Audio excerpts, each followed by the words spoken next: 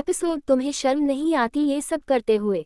Mumbai red light area. Moon हैरानी से अपने सामने खड़े रघु को देख रही थी जो उसे उस एरिया में ले आया था।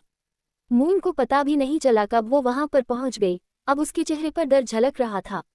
वो रघु की तरफ देखते हुए बोली, देखो मुझे जाने दो यहाँ से। मैं ऐसी वैसी लड़की नहीं हूँ जिसे तुम यहाँ पर उठा कर ले आए हो। अगर तुमने मुझे यहाँ से नहीं जाने दिया तो तुम बहुत पछताओगे। उसकी बात सुनकर रघु हंसा और बोला, तुम बेशक से ऐसी वैसी लड़की नहीं हो, लेकिन कोई बात नहीं जाने मन, हम बहुत जल्दी तुम्हें ऐसी वैसी लड़की बना देंगे। ये बोलकर उसने अपना हाथ आगे किया और एक लड़के ने जोर से उसके हाथ पर ताली दी। रघु की और उन लड़कों की हंसी की आवाज वहां पर गूंजने लगी थी। मून की आंखों में नमी तैर गई। तभी अचानक से उसे किसी लड़की के रोने और गिड़गिड़ाने की आवाज सुनाई दी। उसे बाहर से खींचते हुए अंदर की तरफ ले जाया जा रहा था, लेकिन वो लड़की अभी भी बाहर भागने की कोशिश कर रही थी और बहुत ज्यादा रोए जा रही थी। अचानक ही उसने उस आदमी का हाथ जोरों से अपने दांतों से काट लिया जो उसे अंदर की तरफ लेकर जाने की कोशिश कर रहा था। अगले ही पल उस आदमी ने जोर से उसके गाल पर थप्पड़ जड़ दिया और वो लड़की सीधा नीचे जमीन पर जाकर गिरी। वो लड़का जिसके हाथ पर उस लड़की ने दांतों से काटा था, वो गुस्से से गरजते हुए बोला, तेरी इतनी हिम्मत कि तूने मुझे काटा, तुझे तो मैं छोड़ूंगा नहीं। ये बोलकर वो पूरी तरह से उस लड़की पर झुका और एक के बाद एक न जाने उसने कितने ही थप्पड़ उस लड़की के गाल पर जड़ दिए। उस लड़की का पूरा गाल एकदम लाल हो गया था और उसकी आंखों से आंसू बहुत ही ज्यादा तेजी से बह रहे थे। उसकी एक आंख में गहरा लाल निशान दिखाई दे रहा था। शायद जिस तरह से उस लड़के ने उसे थप्पड़ मारे वो उसकी आंख पर लगा था। वो लड़की अभी भी रोते हुए कह रही थी, छोड़ दो मुझे यहाँ पर नहीं रहना, मुझे बहुत दर्द होता है, मैं ये सब गंदे गंदे काम नहीं करूँगी। वो लड़का उसके बालों को पकड़कर खींचते हुए बोला, अब तो मैं तुझसे वो करवाऊंगा जो तूने कभी सोचा भी नहीं होगा। अब तुझे पता चलेगा कि आखिर दर्द होता क्या है।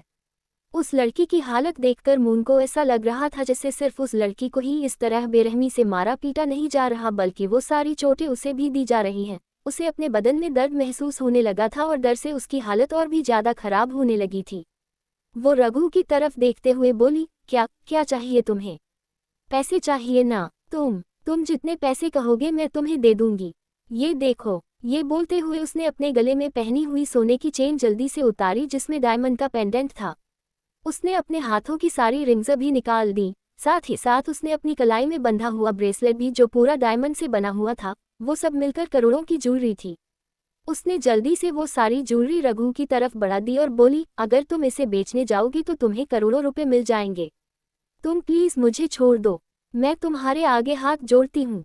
रघु ने तुरंत उसके हाथों से वो सारा सामान लिया और बोला, इससे तो हम करोड़पति हो ही जाएंगे, लेकिन तू जो हमारे सोने की अंडे देने वाली मुर्गी है, भला उसे हम कैसे छोड़ सकते हैं? ये सब तो हुआ वन टाइम बोनस, लेकिन जो बोनस तू हमें रोज कमा कर देगी उसे भला हम अपने हाथों से कैसे जाने दें? उसकी बात सुनकर मून चौंकते हुए बस उसकी तरफ देखती रह गई। वो दूसरी लड़की जिसे जबरदस्ती अंदर लेकर जाया जा रहा था, उसने एक बार फिर से हिम्मत की और वहां से भागने लगी। तभी अचानक से एक औरत वहां पर आई। उस औरत के कदमों की आहट सुनकर ही जैसे सब लोगों के पैर जम गए थे। मून की हार्ट बीट एकदम से स्किप होने लगी। वो लड़की और कोई नहीं बल्कि रूपा रानी थी जो जमुना देवी की बेटी थी और इस वक्त तकरीबन 27-28 साल की थी। जमुना देवी इस रेड लाइट एरिया की मालकिन थी और उसके इशारों पर ही सब कुछ होता था। लेकिन जब से उसने इन सब चीजों को देखना छोड़ दिया तब से रूपा रानी ही सब कुछ संभाल रही थी। वो आगे की तरफ आए और उस लड़की की तरफ देखते हुए बोली, चांद नाम है तेरा? चांद मतलब खूबसूरती, लेकिन रूपा रानी को किसी और की खूबसूरती बिल्कुल भी बर्दाश्त नहीं होती। रूपा रानी को अपने सामने कोई भी खूबसूरत लड़की मंजूर नहीं, और वो खूबसूरत लड़की जो बिस्तर पर अमीरों को खुश करने की बजाय अपना दिमाग चलाएं, वो तो बिल्कुल भी नहीं। ये बोलते हुए रूपा चांद के ऊपर झुकी और अगले ही पल उसने उसके गाल पर अपना हाथ रख दिया। वो उसके गाल को हल्का हल्का सहला रही थी। चांद रोते हुए बोली, छोड़ दो मुझे, तुम्हें भगवान का वास्ता। रूपा हंसी और बोली, कितना यकीन करती हो ना तुम भगवान पर। अपनी मुश्किल के वक्त भी तुम भगवान को याद कर रही हो, न सिर्फ खुद याद कर रही हो बल्कि हमें भी याद दिला रही हो। पर हमारा भगवान से कोई लेना देना नहीं, क्योंकि उन्होंने मुझे जब खूबसूरत बनाया तो उन्हें अपने हाथ रोक देने चाहिए थे ना, लेकिन नहीं। उन्होंने तो हमें जलन करवाने के लिए तुम जैसी खूबसूरत लड़कियों को बनाया, तो भला अब हम भगवान से कैसे ही बात करें। रूपा रानी का गुरूर रूपा रानी के लिए सबसे ज्यादा बढ़कर है, इसलिए हमारा गुरूर टूटे उससे बेहतर तो है कि तुम लोगों का तुम्हारे उस भगवान पर यकीन टूट जाए। जैसे ही उसने कहा उसके चेहरे पर बड़ी ही तिरछी सी मुस्कुराहट आ गई। अगले ही पल उसने अपना हाथ आगे बढ़ाया तो उसके एक आदमी ने उसके हाथ पर जलता हुआ कोयला रख दिया। चांद डर से कांपने लगी, उसके हाथों में वो कोयला देखकर उसकी सांसें गहरी हो रही थी। रूपा ने उस कोयले को एक सिल्वर से पन्ने के साथ पकड़ा हुआ था जिसकी वजह से उसका हाथ नहीं जल रहा था, लेकिन ऊपर की तरफ से वो कोयला बिल्कुल खुला था। रूपा अपनी तिरछी निगाहों से चांद को देखती रही और चांद रोते हुए बोली, प्लीज प्लीज मुझे छोड़ दो, मैं तुम्हारे आगे हाथ जोड़ती हूँ। मुझे मेरे गांव वापस जाना है, मुझे मेरे माँ बाप के पास वापस जाना है। प्लीज मेरे साथ कुछ गलत। अभी वो बोल ही रही थी कि रूपा ने वो जलता हुआ कोयला उसके गाल पर लगा दिया। चांद बेहिसाब दर्द से तड़प उठी। उसका पूरा शरीर कांप गया था और उसकी चीख उस पूरे एरिया में गूंज गई। रूपा ने उस कोयले से उसका चेहरा एक तरफ से पूरा जला दिया था और उसके चेहरे पर एक्सप्रेशन ऐसे थे जैसे उसे अपने करने पर कोई भी पछतावा ना हो। वो गुस्से से चांद की तरफ देख रही थी और चांद बुरी तरह से तड़प रही थी। रूपा के आदमियों ने अभी भी उसे कसकर जकड़ा हुआ था। तभी अचानक से चांद ने हिम्मत की और एक झटके में खुद को उन आदमियों से छुड़ा लिया। वो आदमी हैरान रह गए, लेकिन वो कुछ करते उससे पहले ही चांद ने फुर्ती दिखाते हुए उस जलाते हुए कोयले को अपने हाथ में पकड़ लिया। उसका हाथ बुरी तरह से जलने लगा क्योंकि वो सिल्वर पन्ना अब नीचे जमीन पर गिर चुकी थी। रूपा चौंकते हुए उसे देख रही थी। चांद की आंखों में बेहिसाब आंसू थे। उसका दर्द हद से ज्यादा बढ़ रहा था, लेकिन वो उसको नहीं छोड़ सकती थी जिसने उसे जिंदगी भर के लिए ये तकलीफ दी। वो तुरंत रूपा की तरफ बढ़ गई और अगले ही पल उसने अपने दूसरे हाथ से रूपा की गर्दन पकड़ी और उसे पीछे दीवार से लगा दिया। रूपा के आदमी तुरंत आगे बढ़ने लगे, लेकिन रूपा ने एक ही इशारे से उन्हें रोक दिया था। वो चांद की तरफ गुस्से से देख रही थी। वही चांद उसे जलती हुई निगाहों से देखते हुए बोली, तुम जैसी लड़कियां लड़कियों के नाम पर कलंक हो। एक लड़की होकर तुम किसी लड़की के जिस्म का सौदा कैसे कर सकती हो? तुम्हें शर्म नहीं आती ये सब करते हुए? सही कहते हैं, खूबसूरती लड़कियों के लिए वरदान नहीं श्राप होती है, और अब ये श्राप तुझे भी मिलेगा। ये बोलते हुए उसने अगले ही पल वो जलता हुआ कोयला रूपा के गाल पर रख दिया। रूप के आदमी अब तुरंत चांद की तरफ बढ़ गए। रघु और उसके साथ जो 2-3 साथी थे वो भी चांद की तरफ बढ़ चुके थे। वही मून अभी भी अपनी जगह पर खड़ी वो सब नजारा देख रही थी। उसके हाथों पैरों में बिल्कुल ही जान नहीं बची थी। वो तो ये जिंदगी देखकर हैरान थी कि कैसे कोई एक लड़की दूसरी लड़की की खूबसूरती से इतना जल सकती है कि उसका चेहरा इस तरह से जला दे। तभी उसकी आंखों के सामने वो पल घूम गया जब सिद्धि ने उसे बताया था कि रिद्धि ने कैसे अपने बॉयफ्रेंड का साथ देते हुए उसे आग के हवाले कर दिया था। तभी अचानक से किसी ने पीछे से उसका हाथ खींचा। मून ने जल्दी से पलटकर पीछे की तरफ देखा। एक औरत जो तकरीबन 42-43 साल की थी वो मून के सामने खड़ी थी। अब तक मून का चेहरा उस औरत को ढंग से दिखाई नहीं दे रहा था, लेकिन जैसे ही अब उसने मून का चेहरा देखा वो भी एक पल के लिए उसे देखती रह गई। अगले ही पल उसकी आंखों में नमी तैर गई, जैसे उसने मून को पहचान लिया हो। वही मून डर से कांपते हुए बोली, देखिए मुझे प्लीज छोड़ दीजिए, मुझे यहाँ पर नहीं रहना। वो औरत कोई और नहीं सुकन्या थी। वो जल्दी से मून के सिर पर अपना हाथ रखकर बोली, कितनी खूबसूरत हो तुम। मून खूबसूरत लफ्ज से ही डर गई। वो एक बार फिर से कांपती हुई आवाज में बोली, देखिए मैं आपके आगे हाथ जोड़ती हूँ, प्लीज मुझे यहाँ से जाने दीजिए। मुझे यहाँ नहीं रहना। ये लोग मुझे जबरदस्ती यहाँ पर ले आए। उसकी बात पूरी होती उससे पहले ही सुकन्या बोली, जल्दी से भाग जाओ यहाँ से, और हाँ, सामने वाली गली से मत जाना, पीछे वाली गली से जाना। ठीक है, जाओ जाओ, जल्दी जाओ, इससे पहले कि लोगों का ध्यान तुम पर आए। सुकन्या की बात सुनकर मून मुस्कुराए और बोली, थैंक यू सो मच। आप बहुत अच्छी हैं, भगवान करे आपको जिंदगी की सारी खुशियां मिले। ये बोलकर जल्दी से मून पीछे की गली की तरफ भाग गई। उसके जाने के बाद सुकन्या की आंखों से आंसू बह निकले। वो भागती हुई मून की तरफ देखकर बोली, भगवान करे जो खुशियों की दुआ तुमने मेरे लिए की वो सारी खुशियां भगवान तुम्हारी झोली में डाल दे। ये बदनाम गलियां तुम्हारे लिए नहीं है मेरी बच्ची। एक बार पहले भी तुम यहाँ पर आई थी और मैंने तुम्हें यहाँ से बाहर निकाल दिया था, और आज भी मैं भला तुम्हें कैसे ही यहाँ पर रुकने दे सकती थी। जा मेरी बच्ची, जा, भगवान तुझे इन गलियों में कभी लेकर ना आए। ये बोलकर वो वहीं तख्ते के सहारे बैठ गई और यूं ही रोती रही। उनकी नजरें सामने चांद नाम की लड़की पर थीं जिसे रूपा के आदमियों ने पकड़ लिया था और घसीटते हुए बाहर लेकर जा रहे थे। वही रूपा को भी अब जल्दी हॉस्पिटल ले जाया गया था ताकि उसका जला हुआ चेहरा ठीक हो सके। मून लगातार भागते हुए बाहर की तरफ आ रही थी। वो बार बार पीछे पलटकर देख रही थी कि कहीं कोई उसका पीछा तो नहीं कर रहा।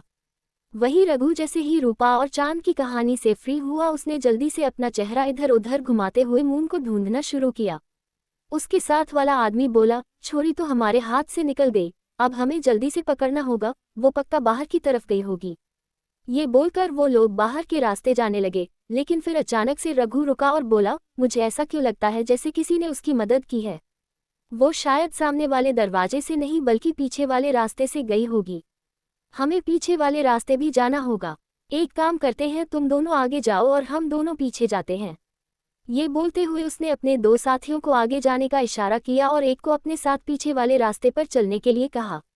उसका साथी तुरंत उसके साथ पीछे वाले रास्ते की तरफ बढ़ गया और अब रघु और उसके कदम बहुत ही ज्यादा तेजी से चल रहे थे। उन्हें किसी भी हालत में मून को पकड़ता था। वो लोग जैसे ही कुछ आगे आए, उन्हें भागती हुई मून दिखाई दी।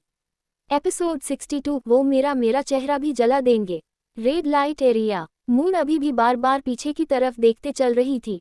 भागते हुए वो काफी आगे आ चुकी थी, लेकिन अभी भी वह पूरी तरह से उसे एरिया से बाहर नहीं निकली थी। जैसे ही उसने रघु और उसके साथी को अपने पीछे आते हुए देखा, उसने अपने कदम और भी ज्यादा तेज कर लिए।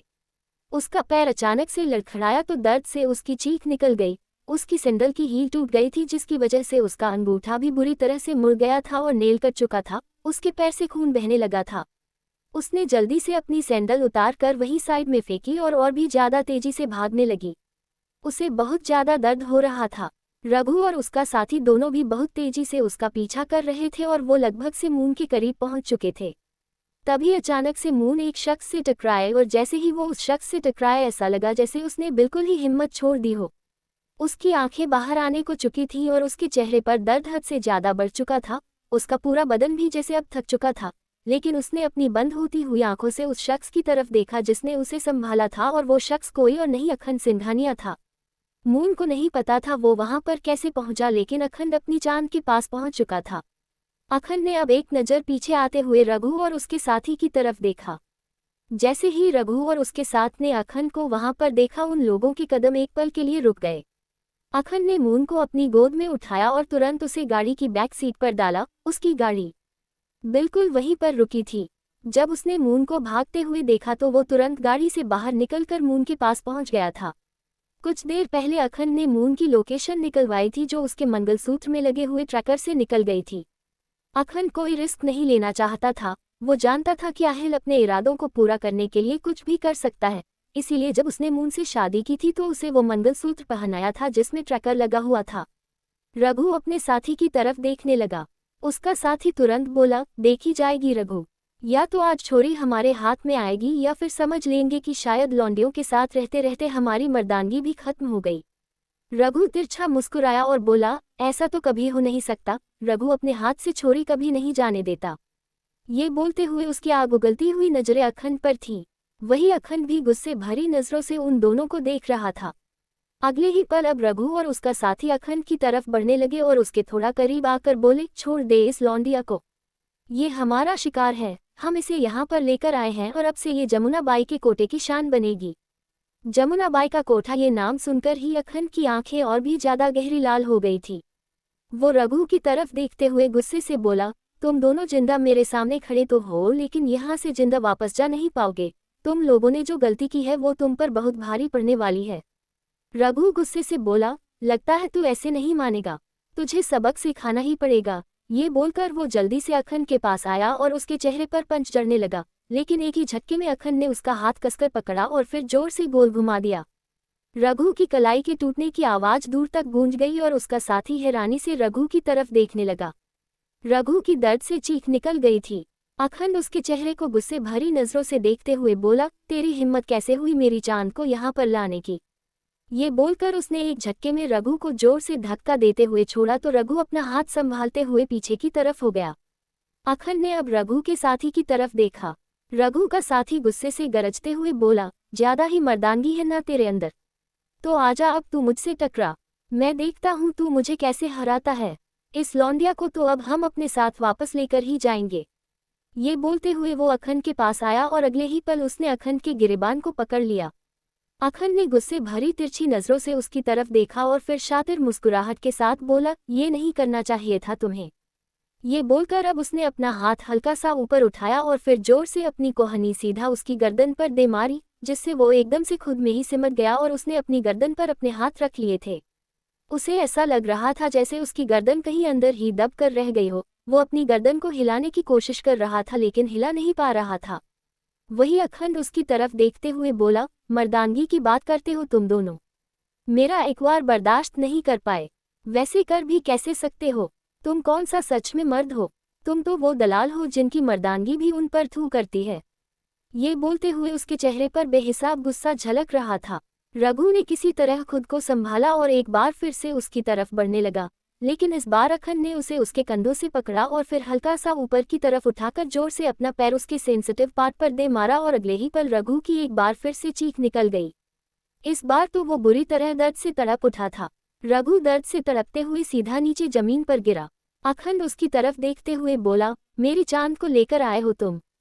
वो भी उस जगह पर जहां पर इस तरह की घटिया हरकतें होती हैं, लेकिन अफसोस आज के बाद तुम खुद किसी भी घटिया हरकत को अंजाम देने लायक नहीं रहोगे। ये बोलते हुए वो सार्कास्टिक स्माइल के साथ अब रघु को देख रहा था और रघु बस दर्द से तड़पता रह गया। अखंड ने अब रघु के साथी की तरफ देखा और बोला, एक ट्राई और करना है या फिर बस इतने में ही मर्दानगी खत्म हो गई? अखंड ने तो सवाल पूछ लिया था, लेकिन सामने से उसे कोई जवाब नहीं मिलने वाला था क्योंकि वो आदमी कुछ जवाब देने लायक बचा ही नहीं था। वो बस यूं ही जमीन पर बैठा दर्द से तिलमिला रहा था। अभी तक उसकी गर्दन ठीक ही नहीं हुई थी जो वो अपनी जगह से उठकर दोबारा अखंड के पास आ पाता। अखंड उन दोनों की तरफ देखते हुए बोला, अगर आज के बाद किसी लड़की के साथ मुझे जबरदस्ती करते हुए दिखाई दिए तो जिंदा नहीं छोड़ूंगा तुम दोनों को। रही बात तुम्हारे इस जमुना बाई के कोठे की, तो इस पर तो बहुत पहले से नजर थी मेरी, अब इसके स्वाह होने का वक्त आ चुका है। ये बोलते हुए वो डेविल एक्सप्रेशंस के साथ सामने की तरफ देख रहा था जहां से जमुना बाई का कोठा साफ दिखाई दे रहा था। अब वो तुरंत अपनी गाड़ी में बैठा और देखते ही देखते उसकी गाड़ी वहां से निकल गई। कुछ देर बाद सिंघानिया फार्म हाउस। अखंड की गाड़ी पार्किंग एरिया में आकर रुकी और अखंड गाड़ी से बाहर निकला। उसने जल्दी से अब बैक सीट से मून को भी अपनी गोद में उठाया और फिर उसे लेकर अंदर आया। मून अभी तक बेहोश थी। अखंड ने उसे अंदर लाकर बिस्तर पर लेटाया और फिर साइड में रखा हुआ पानी का गिलास उठकर पानी की कुछ बूंदें उसके चेहरे पर डाली। जैसे ही वो पानी की बूंदें मून के चेहरे पर लगी, मून ने अपनी पलकें हल्की सी फड़फड़ानी शुरू की और फिर अपनी आंखें खोलकर वो तुरंत अपनी जगह पर उठकर बैठ गई। डर से उसकी सांसें बेहद गहरी चल रही थी और उसके हाथ पैर फूल रहे थे। उसे ऐसा लग रहा था जैसे वो अभी भी उस घटिया जगह पर हो। उसने बेडशीट को कसकर मुठिया में जकड़ लिया था और अपना चेहरा बार बार दाएं बाएं हिला रही थी, लेकिन जब उसकी नज़र सामने खड़े अखंड पर गई तो एक पल के लिए उसकी नज़रें बस अखंड पर टिक गई। अखंड उसके पास आता उससे पहले ही मून जल्दी से अपनी जगह से उठी और अखंड की तरफ भाग गई। अखंड एकदम हैरान रह गया। वो अपने कदम आगे बढ़ा ही नहीं पाया और अब मून सीधा जाकर उसके सीने से लग चुकी थी। उसकी सांसों की स्पीड महसूस कर अखंड का दिल भी धड़क सा रह गया। उसने जल्दी से अपने हाथ मून की पीठ पर रख दिए और बोला, शांत चांद, बिल्कुल शांत, तुम बिल्कुल सही सलामत हो, टेंशन मत लो, कुछ नहीं हुआ है तुम्हें। मून रोते हुए बोली, मुझे डर लग रहा है मिस्टर सिंघानिया, मुझे उस जगह पर नहीं जाना मिस्टर सिंघानिया, मुझे उस जगह पर नहीं जाना। वो जगह बहुत ज़्यादा घटिया थी, वहाँ के लोग बहुत गंदे थे। आप नहीं जानते उन लोगों ने क्या क्या किया। उन लोगों ने उस मासूम सी चांद को जला दिया, उसका चेहरा जला दिया। वो लड़की बहुत घटिया थी, उसका नाम रूपा था। वो कह रही थी कि उसे किसी की खूबसूरती नहीं बर्दाश्त। कोई इतना जालिम कैसे हो सकता है मिस्टर सिंघानिया? कोई किसी को ऐसे कैसे जला सकता है? उसने उसका पूरा चेहरा जला दिया। ये बोलते हुए वो बुरी तरह से सुबक कर रही थी और उसका सुबकना और उसकी बातें सुनकर अखंड समझ चुका था कि उसने कुछ तो ऐसा वैसा देखा है जिससे उसके दिल में डर बैठ गया है। वो जल्दी से उसे खुद से हल्का सा अलग करते हुए बोला, मेरी बात सुनो चांद, तुम बिल्कुल ठीक हो और जिसकी तुम बात कर रही हो वो भी बिल्कुल ठीक होगी। किसी को कुछ नहीं होगा। मून ने उसे जोर से धक्का दिया और बोली, नहीं, आप झूठ बोल रहे हैं।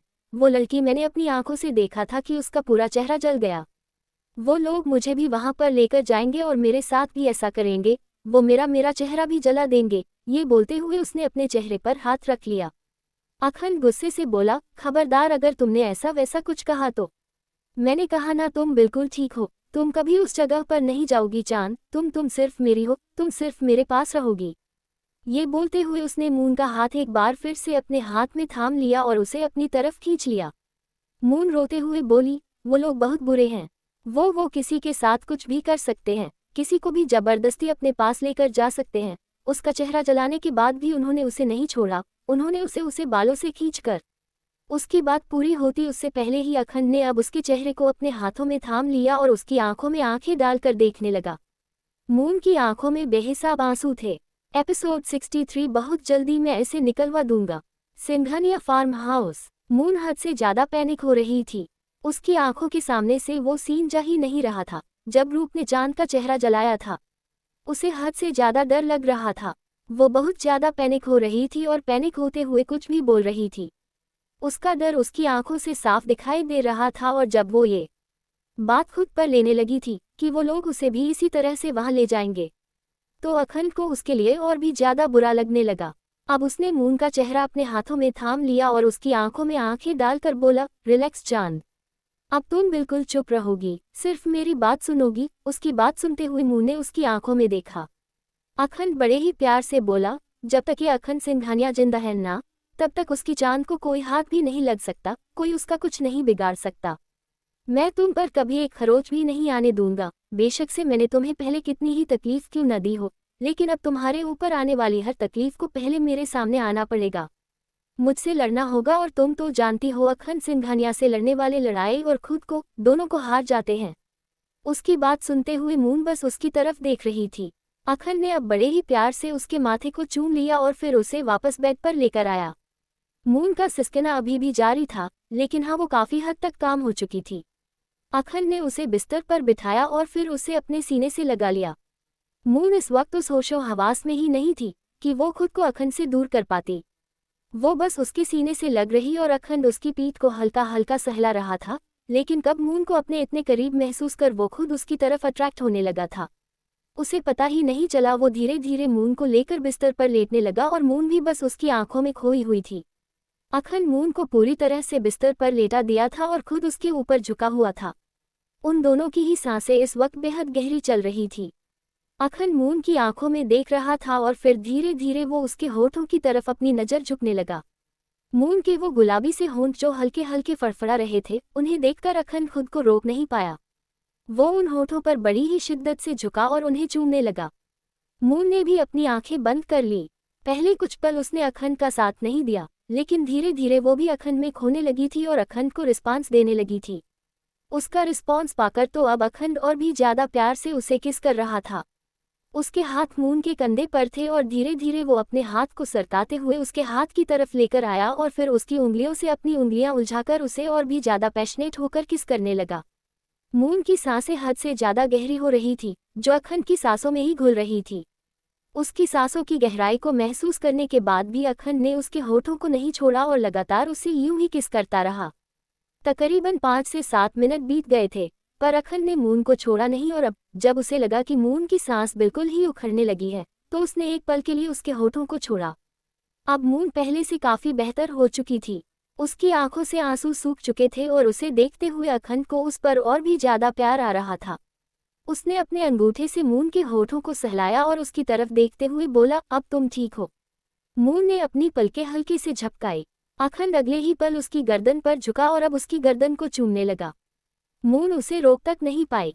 हालांकि अब वो अपने सेंसर्स में थोड़ा थोड़ा लौट आई थी, लेकिन अभी तक वो अखंड को रोकने की हालत में नहीं आई थी और शायद वो अब अखंड को रोक भी नहीं सकती थी, क्योंकि अखंड ने उसके कंधे पर एक बार फिर से अपना हाथ रखकर उसके कपड़ों को उसके बदन से सरका दिया था और उसके कंधों को चूमने लगा था। मून गहरी गहरी सिसकियां भरने लगी। वो खुद अखंड को किस करने लगी थी। वो कभी उसकी गर्दन को किस करती, तो कभी उसके कंधों पर, तो कभी उसकी चेस्ट पर। कुछ ही पलों में अखंड ने उसके अपर वेयर को उसके बदन से अलग कर दिया था और उसके क्लीवेज को चूम रहा था। धीरे धीरे वहां किस करते हुए वो अब उसके पेट की तरफ आया, तो अचानक ही उसकी नज़र मून के पेट पर डली हुई बाली पर गई। उस बाली को देखकर एक पल के लिए अखंड बिल्कुल फ्रीज हो चुका था। उसकी वो मदहोशी से भरी हुई आंखें जो हल्की हल्की खुल रही थी, वो एकदम से पूरी खुल चुकी थी और उसके चेहरे पर हल्का पसीना झलकने लगा था। मून की उंगलियां अखंड के बालों में चल रही थी। वो पूरी तरह से सहर रही थी, लेकिन जब अखंड के होंठ उसे अपने पेट पर महसूस नहीं हुए, तो वो थोड़ा बेचैन सी होने लगी। अखंड, के चेहरे से साफ पता चल रहा था जैसे वो कुछ सोच रहा है और कब अखंड के बालों में अपनी उंगलियां चलते हुए मून अचानक से अपने पेट पर अपना हाथ चलाने लगी। उसे पता ही नहीं चला और जब उसकी उंगली उस बाली में फंसी तो उसने दर्द से आह भरी। अगले ही पल उसने अपने होठों को अपने दांतों में दबा लिया था। अखंड जल्दी से उसके पास आया और बोला, दर्द हुआ क्या? मून ने अपना सर हाँ में हिलाया और बोली, मुझे इसे अपने पेट से निकालना है। पता नहीं क्यों, लेकिन ये मुझे बहुत अजीब लगती है। ये बोलते हुए उसकी सांसें हल्की हल्की उखड़ रही थी। वो बाली मून के पेट में कुछ इस कदर थी कि अगर उसे हटाना पड़ता तो उसके पेट के उस हिस्से की स्किन को भी वहां से हटाना पड़ता। इसीलिए आज तक कभी अभिनव जी और सुहासिनी जी ने उस बाली को वहां से निकाला ही नहीं था, ताकि मून को उस तकलीफ से न गुजरना पड़े। लेकिन अब अखंड का दिल कुछ सोचते हुए बहुत बेचैन हो रहा था। वो मून के गाल पर अपना हाथ रख कर बोला, बहुत जल्दी मैं इसे निकलवा दूंगा। मून उसकी आंखों में देखने लगी। अखंड उसके होठों की तरफ देखते हुए बोला, आई लव यू जान। उसके आई लव यू कहने से अब मून पूरी तरह से होश में आई। अब वो यही समझने की कोशिश कर रही थी कि वो कब इतना ज्यादा बहक गई कि अखंड के साथ इतना आगे बढ़ गई। उसने अखंड और अपनी तरफ ध्यान दिया। अखंड की शर्ट भी उसके बदन से उतरी हुई थी और उसकी खुद की अपर वे उसके बदन पर नहीं थी। उसके सीने पर उसे अखंड के होठों के निशान साफ दिखाई दे रहे थे। वो जल्दी से ऊपर की तरफ उठने को हुई, लेकिन उससे पहले ही अखंड ने एक बार फिर से उसके होठों पर अपने होंठ रख दिए थे और इस बार उस पर और भी ज्यादा प्यार से अपने प्यार की बारिश कर रहा था। मून ने उसके सीने पर अपने हाथ रखकर उसे खुद से दूर करना चाहा और जैसे ही उसने अखंड के सीने पर हल्का सा दबाव बनाया, अखंड को समझ आ गया कि मून उसे खुद से अलग करना चाहती है, लेकिन अब वो उससे अलग होना नहीं चाहता था। वो इस वक्त उस सिचुएशन में था कि उसके खुद के इमोशंस उस पर हावी हो रहे थे। पिछले 4 सालों की दूरियां को मिटाना चाहता था। वो अपनी मून को महसूस करना चाहता था, उस गहराई से जिस गहराई से मून को महसूस करने का हक सिर्फ और सिर्फ उसका था। मून ने कुछ वक्त तक उसे खुद से दूर करने की कोशिश की, लेकिन एक बार फिर से वो अखंड के सामने हार चुकी थी। अखंड ने उसे झूठ नहीं कहा था कि अखंड सिंघानिया से लड़ने वाला खुद को और उस लड़ाई को पूरी तरह से अखंड सिंघानिया के सामने हार जाता है, और ऐसे ही कुछ हाल अब मून का हो रहा था, क्योंकि अब तक वो उसके सीने पर दबाव बनाते हुए उसे खुद से अलग कर रही थी, लेकिन अब उसके हाथ अखंड की पीठ पर कसे हुए थे और इस बात से अखंड भी काफी रिलैक्स फील कर रहा था। उसने मून के होठों को हल्का सा छोड़ा और फिर हबहरत भरी निगाहों से उसकी तरफ देखने लगा। मून ने अगले ही पल अपना चेहरा दूसरी तरफ घुमा लिया। अखंड हल्का सा नीचे की तरफ झुका और उसने अपना हाथ मून की नाजुक सी कमर पर रखा। मून ने तुरंत बेडशीट को अपनी मुट्ठी में कस लिया। उसे सच में ऐसा लग रहा था जैसे उसके बदन से सच में जान निकल रही हो। अखंड का हाथ मून की नाजुक सी कमर पर था और अब वो उसके बॉटम वियर को भी उसके बदन से अलग कर चुका था और खुद को मून की तरफ पुश करने वाला था, लेकिन तभी अचानक से उसकी नज़र मून की आंखों के किनारों से बहते हुए आंसुओं पर गई, तो वो जैसे खुद को आगे बढ़ा ही नहीं पाया। इस वक्त उसकी खुद की बॉडी हल्की हल्की शिविर कर रही थी और उसका दिल भी कांप रहा था। मून खुद इस वक्त खुद को संभाल नहीं पा रही थी। वो नहीं समझ पा रही थी कि वो क्या चाहती है, अखंड उसके करीब आए या फिर उसे दूर जाए। फिर जब अचानक ही अखंड उसके ऊपर से हट गया तो उसने तुरंत नजरें उठाकर अखंड की तरफ देखा, जो अपना लोअर पहन रहा था। जल्दी से अपना लोअर पहन कर उसने मून की तरफ देखा और फिर ब्लैंकेट से उसे अच्छे से कवर कर दिया। मून बस उसकी तरफ देखती ही रह गई। अखंड उससे अपनी नजरें चुराते हुए बोला, तुम कुछ वक्त रेस्ट करो, मैं अभी आता हूँ। ये बोलकर वो जल्दी से रूम से बाहर चला गया और मून ना उसे कुछ बोल पाए और ना ही उसे रोक पाए। वही बाहर आकर अखंड ने एक दीवार पर अपना हाथ रखा और गहरी गहरी सांसें लेने लगा। इस वक्त खुद को कंट्रोल करना उसके लिए बहुत ज्यादा मुश्किल था। वो बेशक से मून के साथ कैसे भी रिलेशन में रहा हो, उसने मून को कितने टॉर्चर क्यों ना किया हो, लेकिन आज तक कभी उसने मून के अलावा किसी भी लड़की को नजर उठाकर नहीं देखा था। उस नजर से बिल्कुल भी नहीं जिस नजर से सिर्फ और सिर्फ अखंड अपनी चांद को देखा था। अपने फिजिकल डिजायर्स उसने कभी किसी लड़की के लिए महसूस नहीं किए थे। उसकी हसरतें सिर्फ और सिर्फ उसकी चांद के लिए थी और अब उसके चांद के इतने करीब होने के बाद भी खुद को उससे दूर रखना उसके लिए सच में बहुत ज्यादा मुश्किल था। लेकिन वो एक बार फिर से अपनी चांद को तोड़ना नहीं चाहता था। अगर वो मून के साथ इंटीमेट होता तो मून उसे बिल्कुल नहीं रोक पाती, लेकिन फिर शायद वो मून को और भी ज्यादा खो देता। इसीलिए अखंड ने अपने आप को रोक लिया था। वही बिस्तर पर लेटी हुई मून की आंखों से भी आंसू बरस रहे थे और उसे समझ नहीं आ रहा था उसे तकलीफ किस बात की हो रही है। अखंड उसके करीब नहीं आया इस बात से, या फिर वो उसके करीब आकर भी उससे दूर चला गया इस बात से। एपिसोड 64। मुझे बस ख्वाहिश है तुम्हें महसूस करने की। Singhania farm house. मून बिस्तर पर लेटी हुई थी। अभी अभी अखंड उसे छोड़कर गया था।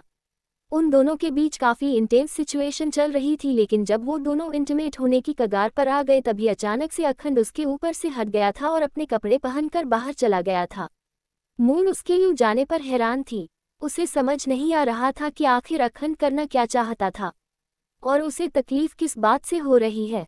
अखंड उसके करीब आया इस बात से, या फिर अखंड उसके करीब नहीं आया इस बात से। उसकी आंखों से आंसू अब और ज्यादा तेजी से बहने लगे थे। तकरीबन 20-25 मिनट वो यूं ही रोती रही और फिर खुद को समेटकर बिस्तर से उठी और उसने सामने क्लोजेट की तरफ अपने कदम बढ़ा दिए। उसने क्लोजेट को खोला तो थोड़ा हैरान हुई, क्योंकि उसमें अभी भी उसके वो सारे कपड़े रखे हुए थे जो उसने पहले कभी इस फार्म हाउस में आकर पहने थे। बल्कि पूरा रूम अभी भी बिल्कुल वैसा ही था जैसा पहले हुआ करता था, लेकिन बस सामने एक चीज बदल गई थी और वो था अखंड का ड्रिंक काउंटर। वहां पर अब बहुत बड़ा काउंटर लगा हुआ था और उस पर बहुत सारी वाइन की बोतल भी रखी हुई थी। सिगरेट की डिब्बियां तो जैसे वहां पर अनलिमिटेड रखी हुई थी। मून ने एक ड्रेस पहनी और फिर उस बार काउंटर की तरफ आए। पता नहीं क्यों खुद ब खुद उसके कदम उस तरफ बढ़ने लगे थे और वो खुद को वहां जाने से रोक भी नहीं पाई। वहां जाकर वो अंदर की तरफ आ गई। उसकी नज़र वहां पर रखी हर एक चीज पर जा रही थी। तभी उसकी नज़र बिल्कुल नीचे की तरफ कोई, जहां पर एक फाइल रखी हुई थी और उसके ऊपर लिखा हुआ था सिटी हॉस्पिटल। साफ पता चल रहा था कि वो किसी की मेडिकल रिपोर्ट्स थी। मून के चेहरे पर सवालिया एक्सप्रेशंस आ गए। वो नीचे की तरफ झुकी और अगले ही पल उसने उस फाइल को अपने हाथों में उठा लिया। उसने उस फाइल को खोला तो उस पर पहला पन्ना ही पेशेंट के नाम और बाकी सब डिटेल्स का था, जिस पर ऊपर ही लिखा हुआ था अखंड सिंघानिया। लेकिन वो इसके आगे कुछ और देखती उससे पहले ही रूम का दरवाजा खुला और अखंड अंदर की तरफ आया। अखंड की नजरें भी सीधा मून पर गई और उसके हाथों में वो फाइल देखकर उसकी आंखें बड़ी हो गई। वो जल्दी से उसके पास आया। वही मून की नजरें इस वक्त सिर्फ और सिर्फ अखंड पर थी। उसके हाथों में जो फाइल थी उसकी तरफ तो वो देख भी नहीं रही थी और अखंड जैसे ही उसके करीब आया उसने एक झटके से मून के हाथों से वो फाइल ली और बोला, ऐसे इधर उधर क्या घूम रही हो और मेरी चीजें क्यों छेड़ रही हो? किसने कहा तुम्हें मेरी चीजें छेड़ने के लिए? मून उसे यूं गुस्सा करते हुए देख हैरान रह गई। वो जल्दी से बोली, लेकिन इसमें इतना गुस्सा होने की क्या बात है मिस्टर सिंघानिया? मैं तो बस वो। अखंड अचानक से ही अपने होश में आया। वो हड़बड़ा कर बोला, जब प्यार करता हूं तो प्यार नहीं करने देती और जब गुस्सा करता हूं तो गुस्से से भी प्रॉब्लम है। तुम ही बता दो आखिर मैं करूं तो करूं क्या? उसकी बात सुनकर अब मून भी सोच में पड़ गई कि आखिर अखंड ने उस पर ऐसे अचानक से गुस्सा क्यों किया, क्योंकि पिछले कई दिनों से तो वो उस पर गुस्सा कर ही नहीं रहा था। बेशक से वो कुछ भी कहे कुछ भी करे, अखंड गुस्सा तो करना जैसे भूल ही गया था। वो उसे सवालिया नजरों से देखते हुए बोली, आप मुझसे क्या छुपाने की कोशिश कर रहे हैं मिस्टर सिंघानिया? अखंड तुरंत बोला, मेरी एक प्रॉपर्टी है जिसके बारे में मैं नहीं चाहता कि तुम्हें पता चले। अब खुश। अखंड की बात सुनकर मून की हैरानी अब और भी ज्यादा बढ़ चुकी थी। वो तुरंत बोली, कुछ तो ऐसा है मिस्टर सिंघानिया जो आप मुझसे छुपाने की कोशिश कर रहे हैं। प्रॉपर्टी तो आपके पास ना जाने कितनी होगी, तो भला एक छोटी मोटी प्रॉपर्टी से आपको क्या ही फर्क पड़ेगा? और वैसे भी आप जानते हैं मुझे आपकी प्रॉपर्टी में रत्ती भर इंटरेस्ट नहीं, तो बताएं मुझे आप मुझसे क्या छुपाने की कोशिश कर रहे हैं? अखंड गुस्से से बोला, तुम्हें मेरी हर चीज से प्रॉब्लम है क्या? मैंने कहा ना, मैं कुछ नहीं छुपा रहा तुमसे, अब तुम मेरे साथ बाहर चलो। मून उस काउंटर से बाहर की तरफ आए और उसके हाथों में पड़ी हुई फाइल की तरफ देखने लगी। वो उसे गहरी नजरों से देखते हुए बोली, ये कोई मेडिकल फाइल है मिस्टर सिंघानिया? दीजिए ये फाइल मुझे दीजिए। अखंड व्यंग्य से बोला, हाँ ये मेडिकल फाइल है और इसमें लिखा है कि मेरा हार्ट फेल हो चुका है, मुझे एक हार्ट ट्रांसप्लांट की जरूरत है। तुम मुझे अपना हार्ट दे सकती हो क्या? लेकिन जहां तक मुझे लगता है तुम मुझे हार्ट देना तो दूर की बात, तुम तो चाहती हो कि मैं मर जाऊं, है ना? उसकी बात सुनकर मून उसकी तरफ देखती रह गई। अब जाकर उसे एहसास हो रहा था कि उसने गुस्से में ना जाने अखंड से क्या कुछ नहीं कह दिया। कम से कम उसे इस तरह की बातें तो नहीं कहनी चाहिए थी, उसे इस तरह से बद्दुआ तो नहीं देनी चाहिए थी। वो जल्दी से बोली, मेरा वो मतलब नहीं था मिस्टर सिंघानिया। अखंड मुस्कुराकर बोला, मतलब क्या है और क्या नहीं ये मैं नहीं जानता चांद, लेकिन इतना जरूर जानता हूं कि कभी कभी हमारी यूं ही कही हुई बातें भी सच हो जाती हैं। मून गुस्से से बोली, फालतू की बकवास मत कीजिए और मुझे वो फाइल दिखाए। अखंड मुस्कुराया और बोला, मतलब तुम्हें मेरी इन बातों पर गुस्सा आ रहा है? मतलब तुम चाहती हो मुझे कुछ ना हो? मून अपना चेहरा इधर उधर घुमाते हुए बोली, मुझे आपसे फालतू की बातें नहीं करनी। आप मुझे वो फाइल दीजिए। अखंड पीछे की तरफ हटते हुए बोला, नहीं, मैं ये फाइल तुम्हें नहीं दूंगा। पहले तुम मुझे ये बताओ कि तुम क्या चाहती हो, मुझे कुछ हो या नहीं हो। मून गुस्से से बोली, आप मुझे प्रोफाइल दे रहे हैं या नहीं? अखंड मुस्कुराया और बोला, पहले तुम मुझे मेरे सवाल के जवाब दे दो, उसके बाद मैं तुम्हें ये फाइल दे दूंगा। ये बोलते हुए उसकी नज़र सामने बालकनी की तरफ थी और उसके चेहरे पर हल्का हल्का पसीना झलक रहा था। उसके पास उस फाइल को छुपाने का कोई तरीका नहीं था। वो ज़्यादा देर उस फाइल को मून से दूर नहीं रख सकता था, क्योंकि मून उस फाइल के पीछे पड़ गई थी। इसीलिए उसने खुद को हल्का सा घुमाया और फिर पीछे की तरफ हटते हुए अपने कदम बालकनी की तरफ लेने लगा। मून गुस्से से उसकी तरफ देखते हुए बोली, आप रुक रहे हैं मिस्टर सिंघानिया या फिर नहीं? अखंड मुस्कुराया और बोला, पहले तुम मुझे मेरे सवाल का जवाब दे दो, उसके बाद तुम जो कहोगी मैं करने के लिए तैयार हूँ। मून गुस्से से बोली, लगता है आप ऐसे नहीं मानेंगे। ये बोलकर वो तेजी से उसकी तरफ बढ़ने लगी। तभी अचानक से अखंड भी जल्दी से घुमा और अगले ही पल वो बालकनी की रेलिंग से लग गया। उसने अपना एक हाथ बालकनी की रेलिंग पर रखा और दूसरे हाथ से उस फाइल को जोर से घुमाया और नीचे फेंक दिया, तो वो फाइल सीधा स्विमिंग पूल में जाकर गिरी। मून जो अभी अभी बालकनी में आई वो हैरानी से अखंड की तरफ देखती रह गई। वो गुस्से से उसकी तरफ देखते हुए बोली, ये क्या किया आपने मिस्टर सिंघानिया? आपने उस फाइल को स्विमिंग पूल में गिरा दिया। अखंड ने अब उसकी कमर को पकड़ लिया और उसे अपनी तरफ खींचते हुए बोला, तुम तो जानती हो मेरी जिद को। अपनी जिद पूरी करने के लिए मैं कुछ भी कर सकता हूँ चांद। तुमने मुझे सवालों का जवाब नहीं दिया तो मुझे कोई और तरीका समझ ही नहीं आया, मैंने उस फाइल को गिरा दिया। अगर तुम चाहो तो अभी भी तुम मेरी बात मान सकती हो। मुझे बता सकती हो कि क्या तुम्हें मेरे जीने मरने से फर्क पड़ता है? क्या तुम्हें मेरी फिक्र है? तो मैं तुम्हें बता दूंगा कि इस फाइल में क्या था। मून गुस्से और हैरानी के मिले जुले भाव से उसे देख रही थी। उसे जानना था कि उस फाइल में क्या है, लेकिन अब तो अखंड उस फाइल को पानी में गिरा चुका था। वो दांत पीसते हुए बोली, मुझे कुछ नहीं जानना। ये बोलकर वो तुरंत बाहर की तरफ जाने लगी, लेकिन अखंड ने एक बार फिर से उसका हाथ पकड़कर उसे रोक लिया और अगले ही पल वापस अपनी तरफ खींचा। मून सीधा उसके सीने से जा लगी। अखंड ने अब उसकी कमर से अपने हाथ हटाए और उसके चेहरे को अपने हाथों में थाम लिया। मून का दिल जोरों से धड़कने लगा। वो एकटक अखंड की तरफ देख रही थी और अखंड उसकी आंखों में आंखें डालकर बोला, तुम्हें कुछ जानना है या नहीं ये मैं नहीं जानता चांद, लेकिन मैं तुम्हें कुछ बताना चाहता हूँ। मून हैरानी से उसकी तरफ देखने लगी। उसे लगा शायद अखंड उसे उस फाइल के बारे में बताएगा, लेकिन अखंड ने हल्का सा उसके माथे को चूम लिया और बोला, मैं तुम्हें प्यार करता हूँ चांद। तुम्हारी बॉडी को नहीं मानता हूँ, कभी कभी खुद पर कंट्रोल नहीं रख पाता, लेकिन जानता हूँ कि तुम्हारे लिए ये सब चीज़ कितना मैटर करती है। शायद यही सिर्फ चीज़ों की वजह से तुम्हें पहले मेरे लिए इमोशनल फीलिंग्स आई थी। एक लड़की के लिए अपनी बॉडी बहुत ज़्यादा मैटर करती है और जिसे वो अपना तन देती है ना कहीं उसे अपना मन भी दे बैठती है, और इसीलिए मेरी हरकतों ने तुम्हें और भी ज़्यादा तकलीफ दी थी, लेकिन अब मैं सच में वादा करता हूँ तुमसे कि मैं तुम्हें कोई तकलीफ नहीं दूंगा। उसकी बात सुनकर मून की आंखों में नमी तैर गई। उसकी आंखों में नमी देखकर अखंड एक बार फिर से बोला, गलतियां बहुत करता हूं मैं चांद, लेकिन वो गलतियां भी तुम्हारे साथ ही होती है। तुम्हारे बिना तो किसी और के साथ कोई गलती करने का मन भी नहीं करता। तुम जानती हो लोगों को प्यार में ज़रूरत होती है, लेकिन मुझे कोई ज़रूरत नहीं है। मुझे बस ख्वाहिश है तुम्हें महसूस करने की, और चाहता हूँ कि सिर्फ एक बार ही सही पर ये ख्वाहिश पूरी हो। उसकी बात सुनकर मून बस उसकी तरफ देखते रह गई। अखंड की आंखें इस वक्त गहरी लाल नजर आ रही थी। कुछ तो अजीब लग रहा था मून को, लेकिन उसे खुद समझ नहीं आ रहा था कि आखिर उसे फील क्या हो रहा है। एपिसोड 65 इश्क में चांद जलता है, हिज लिटिल शुगर गर्ल। अखंड की बातें सुनकर मून के दिल को कुछ कुछ हो रहा था। अखंड ने उसे अपनी ख्वाहिश बताई थी कि वो मून को पूरी तरह से फील करना चाहता है, और उसके मुंह से ऐसी बातें सुनकर मून के रोंगटे खड़े हो रहे थे। उसके एक्सप्रेशंस देखकर अखंड को साफ पता चल रहा था कि उसकी चांद को आज भी उसके लिए फीलिंग्स तो बहुत हैं, आज भी वो उससे प्यार बहुत करती है। बस उसके दिल और दिमाग में गुस्सा इतना ज़्यादा है कि नफरत को भुलाकर प्यार के बारे में सोच नहीं पाती। लेकिन अखंड को फिलहाल इस बात से ही सुकून मिल रहा था कि उसकी चांद उसके पास है और उसके दिल में उसके लिए प्यार है, बेशक से दबा हुआ है, लेकिन प्यार है तो सही। अब उसने मून का हाथ पकड़ा और बोला, अब मुझे यूं ही देखती रहोगी या फिर मेरे साथ बाहर चलोगी? मून हैरानी से बोली, बाहर? बाहर मतलब? अखंड हंसते हुए बोला, हनीमून पर नहीं लेकर जा रहा हूँ, बाहर डाइनिंग टेबल पर लेकर जा रहा हूँ। उसकी बात सुनकर मून ने मुंह बनाया। अखंड उसका हाथ पकड़कर उसे बाहर की तरफ लेकर आया और फिर उसे डाइनिंग टेबल पर बिठाकर खुद उसके सामने बैठ गया।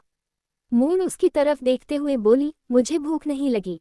अखंड तुरंत बोला, चुपचाप ब्रेकफास्ट करो वरना। उसकी बात पूरी होती उससे पहले ही मून बोली, वरना क्या? कोई धमकी देंगे आप मुझे? या फिर टॉर्चर करेंगे? कहीं जबरदस्ती खाना तो नहीं खिलाएंगे? वो भी मिर्ची से भरा हुआ? कहीं इसमें पहले से ही कुछ मिला तो नहीं हुआ? मैं खाऊं और फिर मुझे तकलीफ में देखकर आपको सुकून मिले। अखंड मुस्कुराया और बोला, बिल्कुल सही कहा तुमने, इसमें कुछ भरा हुआ है। एक्चुअली पहले कुछ भी नहीं था, लेकिन अब इसे मैं तुम्हें अपने हाथों से खिलाऊंगा तो इसमें मेरा प्यार भरा हुआ होगा।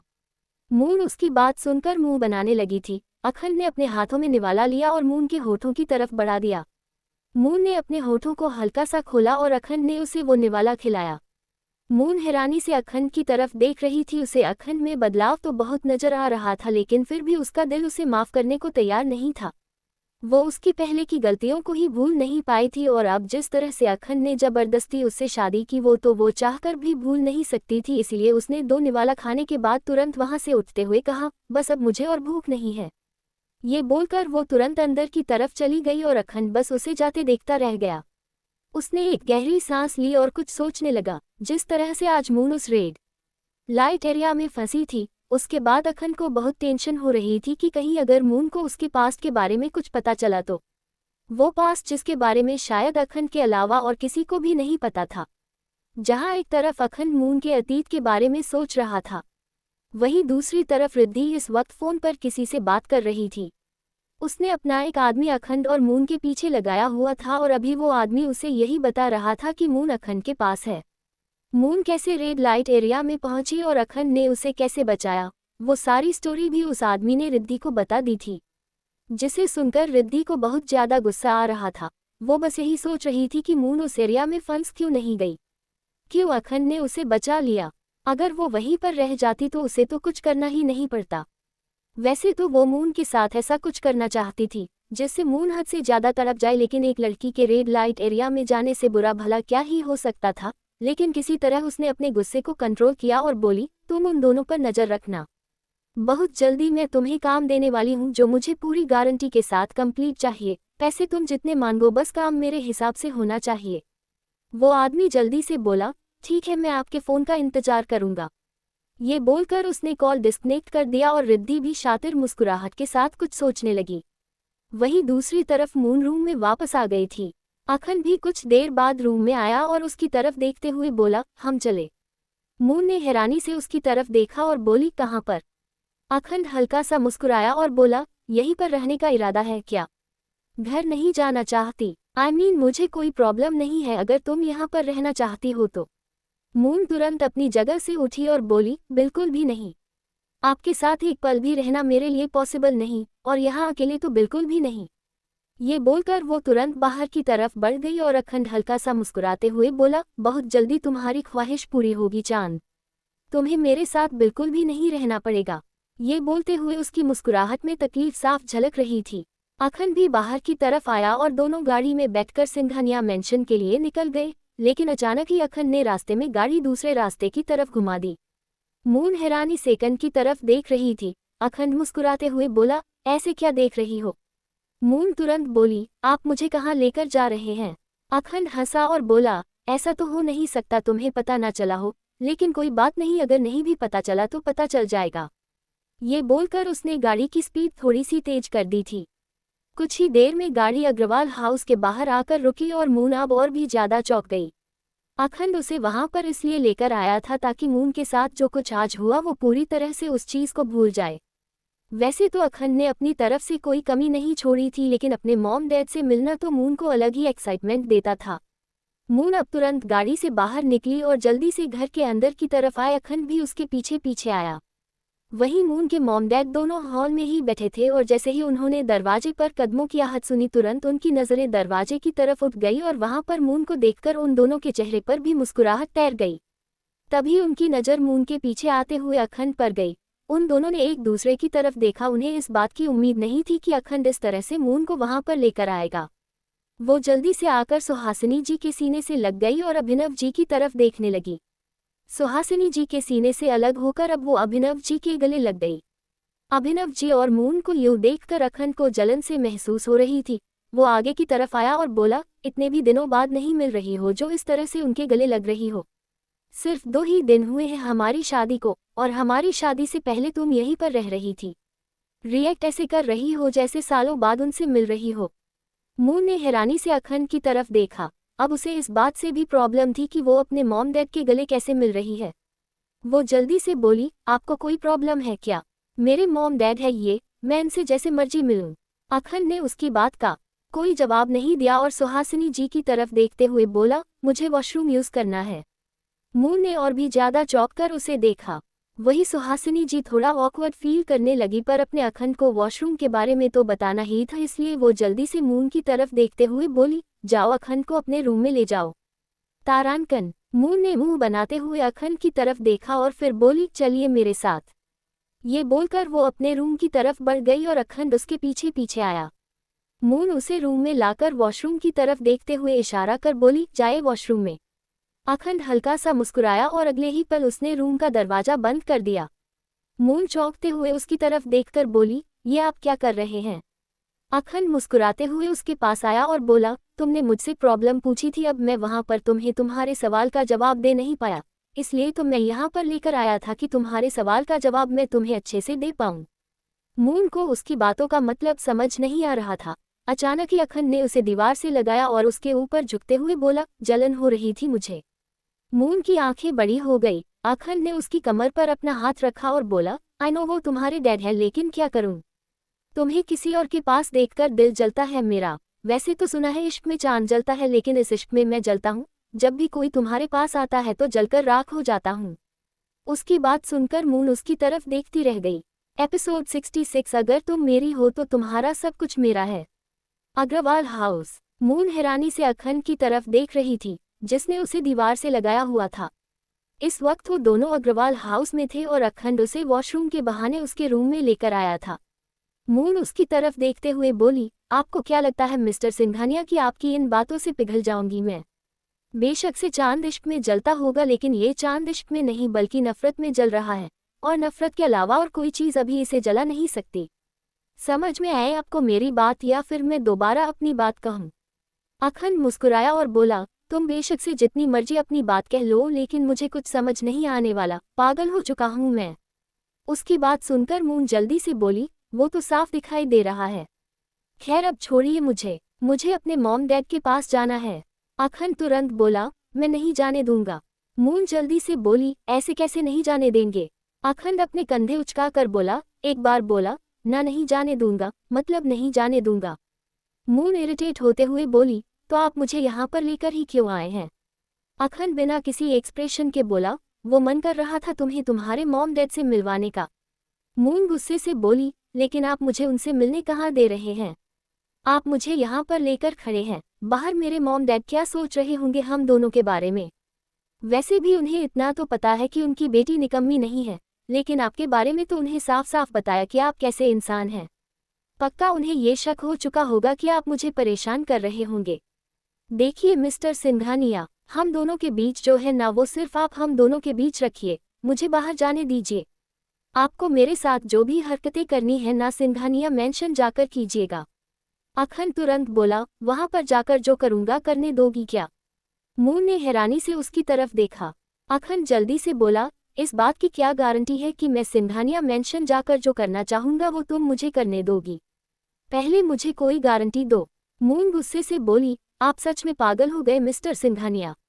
अखंड तुरंत बोला, वो पता है, आगे का बताओ क्या गारंटी दोगी? मून इरिटेट होकर बोली, मेरे पास आपको गारंटी देने के लिए कुछ भी नहीं है। अखंड हल्का सा मुस्कुराकर बोला, एक चीज है। मून जल्दी से बोली, क्या? अखंड मुस्कुराते हुए ही बोला, तुम मुझे एक किस करके गारंटी दे सकती हो कि सिंघानिया मेंशन में जाकर मैं जो कुछ मर्जी कर सकता हूँ? मून गुस्से से अपनी मुठ्ठियां कसते हुए बोली, बकवास बंद कीजिए, मैं आपको किस नहीं करने वाली, और सिंघानिया मेंशन में जाकर भी मैं आपको कुछ नहीं करने देने वाली। मैं बस आपको लालच दे रही हूँ। अभी वो बोल ही रही थी कि अखंड ने उसकी कमर को कसकर पकड़ लिया और अपनी तरफ खींच लिया। मून की एकदम से चीख निकल गई। हालांकि उसे दर्द नहीं हुआ था, लेकिन वो थोड़ा डर गई थी, पर वो चीख काफी अजीब थी। ऐसा लग रहा था जैसे उन दोनों के बीच कुछ चल रहा हो। अखन ने जल्दी से उसके होठों पर अपना हाथ रख दिया और बोला, अपने मॉम डैड को शक तुम खुद करवा रही हो, मैं करवा रहा। क्या सोचेंगे वो तुम्हारे बारे में चांद? उन्हें लगेगा कि उनकी बेटी अब इतनी पराई हो गई है कि उनके घर आने के बाद भी अपने रोमांस में लगी हुई है, अपने पति को एक पल के लिए भी अकेला नहीं छोड़ रही है। उसका पति वॉशरूम में है लेकिन वो वॉशरूम उसके साथ ही चली गई। क्या ही सोच रहे होंगे वो तुम्हारे बारे में? मून गुस्से से बोली, मेरे बारे में कुछ नहीं सोच रहे होंगे, जो सोच रहे होंगे आपके बारे में सोच रहे होंगे। अखंड हंसते हुए बोला, तो सोचने दो, वैसे भी मुझे फर्क नहीं पड़ता। फर्क तो तुम्हें पड़ता है चांद, यहाँ तो फर्क पड़ना ही बंद हो चुका है। मून गुस्से से उसकी तरफ देख रही थी। इस वक्त वो सच में खुद पर कंट्रोल खो रही थी। उसे बाहर जाना था लेकिन अखंड उसे बाहर जाने नहीं दे रहा था। जिस तरह से उसने मून को कमर से जकड़ा हुआ था, ऐसा लग रहा था बेशक से वो 2-3 साल यहीं पर खड़े रहेंगे, अखंड उसे अपनी बाहों से आज़ाद नहीं करेगा। वो अखंड की तरफ देखकर बोली, ओक फाइन, कर रही हूँ मैं आपको किस, लेकिन सिंघानिया मेंशन जाकर कुछ भी करने का मतलब ये नहीं है कि आप मेरे साथ वो सब करेंगे। वो सब मैं आपको अपने साथ नहीं करने दूंगी। बीवी जरूर बना लिया आपने मुझे जबरदस्ती, लेकिन उस हक के बारे में सोचिएगा भी मत मिस्टर सिंघानिया। अखंड मुस्कुराते हुए बोला, ओ रियली, तुम मुझे रुकोगी? भूल गई क्या? अभी कुछ देर पहले खुद पर कंट्रोल खो चुकी थी तुम। अगर मैं नहीं रुकता ना चांद तो अब तक हम दोनों एक दूसरे को फील ही कर रहे होते, क्योंकि 6-7 घंटे से पहले तो मैं भी नहीं थकता। उसकी बात सुनकर मून के चेहरे का रंग एकदम से उड़ गया। शर्म के मारे वो जमीन में अंदर गिरने तक हो गई थी, लेकिन अखंड तो जैसे बेशर्मी का कोर्स किए बैठा था। वो हल्की हल्की मुस्कुराहट के साथ उसे देख रहा था और मून उससे नजरें चुरा रही थी। अखंड तुरंत बोला, अब जल्दी से किस करो, वरना ये वाला ऑफर भी गायब हो जाएगा। मून ने उसे घूरती हुई नजरों से देखा और फिर बेमन से उसके गाल पर एक किस कर दिया। अखंड उसकी तरफ देखते हुए बोला, मैं बच्चा हूँ क्या? मून तुरंत बोली, जितना मिला है ना उतने में खुश रहो, वरना इतना भी नहीं मिलेगा। अब हटो यहाँ से। ये बोलकर उसने जोर से अखंड को धक्का दिया और तुरंत वहां से बाहर की तरफ चली गई। बाहर जाते हुए भी वो पीछे पलटकर अखंड की तरफ देख रही थी कि कहीं अखंड उसके पीछे पीछे तो नहीं आ रहा। जैसे ही अखंड ने हल्का सा अपना कदम आगे बढ़ाया, मून तुरंत अब भागते हुए बाहर की तरफ गई। अखंड की एकदम से हंसी छूट गई, लेकिन कुछ ही पल में वो हंसी गायब हो गई जब उसे इस बात का रियलाइजेशन हुआ कि कुछ ही दिनों में वो इस दुनिया से चला जाएगा और फिर मून अकेली रह जाएगी। पर उससे पहले उसे मून की सारी प्रॉब्लम्स को सॉल्व करना था। आहिल की सच्चाई उसके सामने लेकर आनी थी। उसका जमुना बाई के कोठे से जुड़ा हुआ अतीत हर तरफ से खत्म करना था। एक गहरी सांस लेकर उसने अपनी पॉकेट से अपना फ़ोन निकाला और अपने आदमी को फ़ोन किया।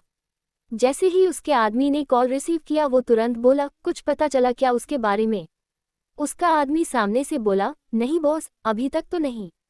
अभी तक तो ऐसा लग रहा है जैसे वो कुछ भी नहीं कर रहा, बस सारा दिन अपने मेंशन में रहता है, ऑफिस भी नहीं जा रहा और ना ही कॉल पर ऐसा वैसा कुछ ट्रेस हुआ है। अखंड तुरंत बोला, ऐसा हो ही नहीं सकता कि वो बिल्कुल शांत होकर बैठ जाए, जरूर कुछ ना कुछ तो उसके दिमाग में चल रहा होगा। अपनी हार से तिल मिलाकर वो कुछ ना कुछ जरूर करेगा, तुम उस पर पूरी नजर रखना। उसका आदमी सामने से बोला, जी बॉस। अखंड ने उसकी बात सुनकर कॉल डिस्कनेक्ट कर दिया, लेकिन हैरान तो वो भी इस बात पर था कि आखिर आहिल कुछ कर क्यों नहीं रहा, क्योंकि जिस तरह से उसने आहिल का हाल किया था उस तरह से तो आहिल को बहुत ज्यादा गुस्सा आना चाहिए था और गुस्से में उसे कुछ ना कुछ तो करना चाहिए था। और जैसे ही वो कुछ करने की कोशिश करता अखंड तुरंत उसका पर्दाफाश कर देता, लेकिन यहाँ पर तो आहिल खुद हाथ पर हाथ धरकर बैठ गया था और इसकी वजह अखंड समझ नहीं पा रहा था। वहीं दूसरी तरफ आहिल कपूर मेंशन में था और इस वक्त अपने बिस्तर पर था। वो बिस्तर पर ब्लैंकेट में लेटा हुआ था और उसके साथ ही शीतल भी बिस्तर में लेटी हुई थी, लेकिन उसकी हालत बहुत ज़्यादा खराब नजर आ रही थी। वो एक नर्स थी जो आहिल का ट्रीटमेंट करने के लिए वहां पर आई थी, लेकिन जिस दिन से वो आहिल के पास आई थी उस दिन से वो कपूर मेंशन से बाहर नहीं निकली थी। उसने खुद से आहिल को सेड्यूस करने की कोशिश की थी, ये सोचकर कि अगर आहिल उसके जाल में फंस गया तो उसे तो कोई नौकरी करने की जरूरत ही नहीं पड़ेगी, पूरी जिंदगी वो आहिल के पैसों पर ऐश करेगी। लेकिन उसे नहीं पता था कि जिस आहिल को वो अपने जाल में फंसाने की कोशिश कर रही है वो आहिल कब खुद उसे एक खिलौना बनाकर रख देगा। जिस दिन से शीतल कपूर मेंशन आई थी उस दिन से ही आहिल उसके साथ दिन रात इंटिमेट हो रहा था और अब शीतल की हालत इतनी ज़्यादा खराब हो गई थी कि उससे अपने पैरों पर खड़ा भी नहीं हुआ जा रहा था। उसका खाना पीना भी बहुत कम हो चुका था क्योंकि आहिल उसे छोड़ता ही नहीं था। वो पूरा पूरा दिन उसके साथ लगा रहता जिसकी वजह से शीतल को खाना खाने का मौका भी नहीं मिलता था।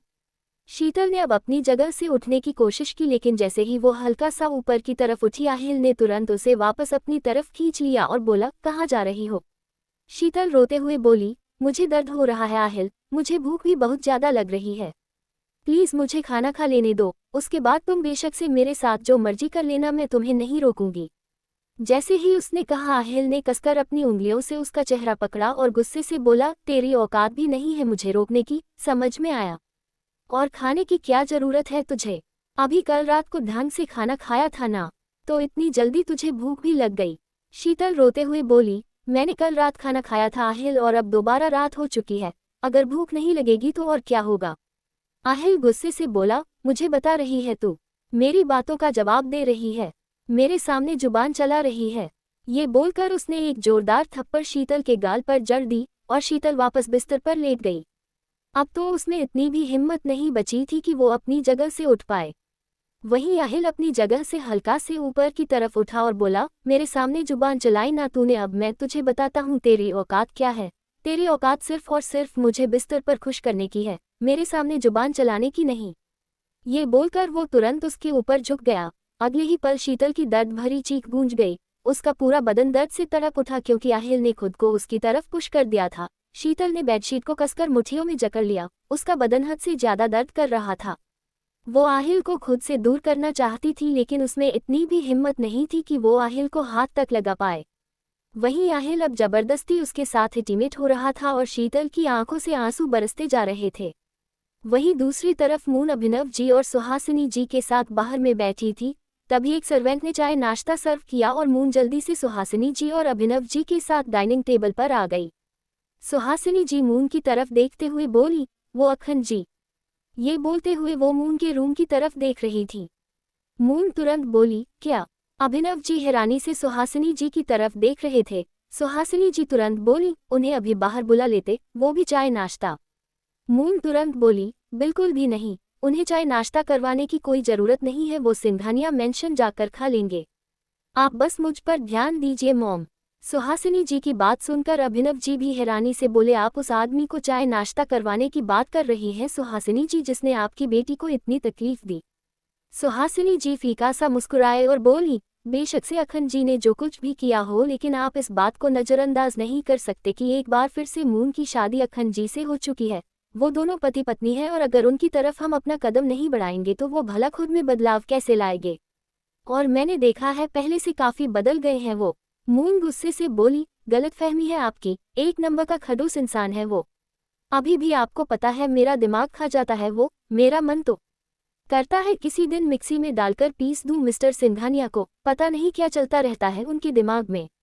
क्यों शादी की उन्होंने मुझसे, जब मुझे उनसे शादी नहीं करनी थी तो? पर नहीं, उन्हें तो मुझसे जबरदस्ती करने में पता नहीं कौन सा परम सुख मिलता है। ये दही पुलाव मेरे फेवरेट हैं, तो इन्हें सिर्फ और सिर्फ मैं खाऊंगी।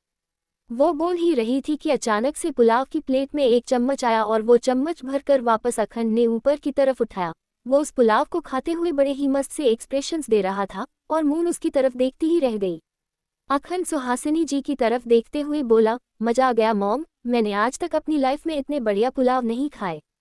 ये सब तो मैं खा लूंगा, क्या आप मेरे लिए एक टिफिन पैक कर देंगी?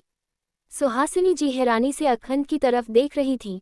अखंड कभी उनसे इस तरह से भी बात करेगा, इस बात की इमेजिनेशन भी उन्होंने नहीं की थी। अभिनव जी भी चौंक गए थे। वहीं मून गुस्से से अखंड को घूर रही थी। अखंड अब सामने चेयर पर बैठा और उसने उस पुलाव से भरी हुई प्लेट को अपने सामने किया और उसे लगातार खाने लगा। मून बस उसकी तरफ देखती रह गई। वो जल्दी अपनी जगह से उठी और तुरंत अखंड के पास आए। उसने उस प्लेट को अपनी तरफ खींचा और वहां चेयर पर बैठकर गुस्से से अखंड की तरफ देखते हुए बोली, ये मेरे हैं।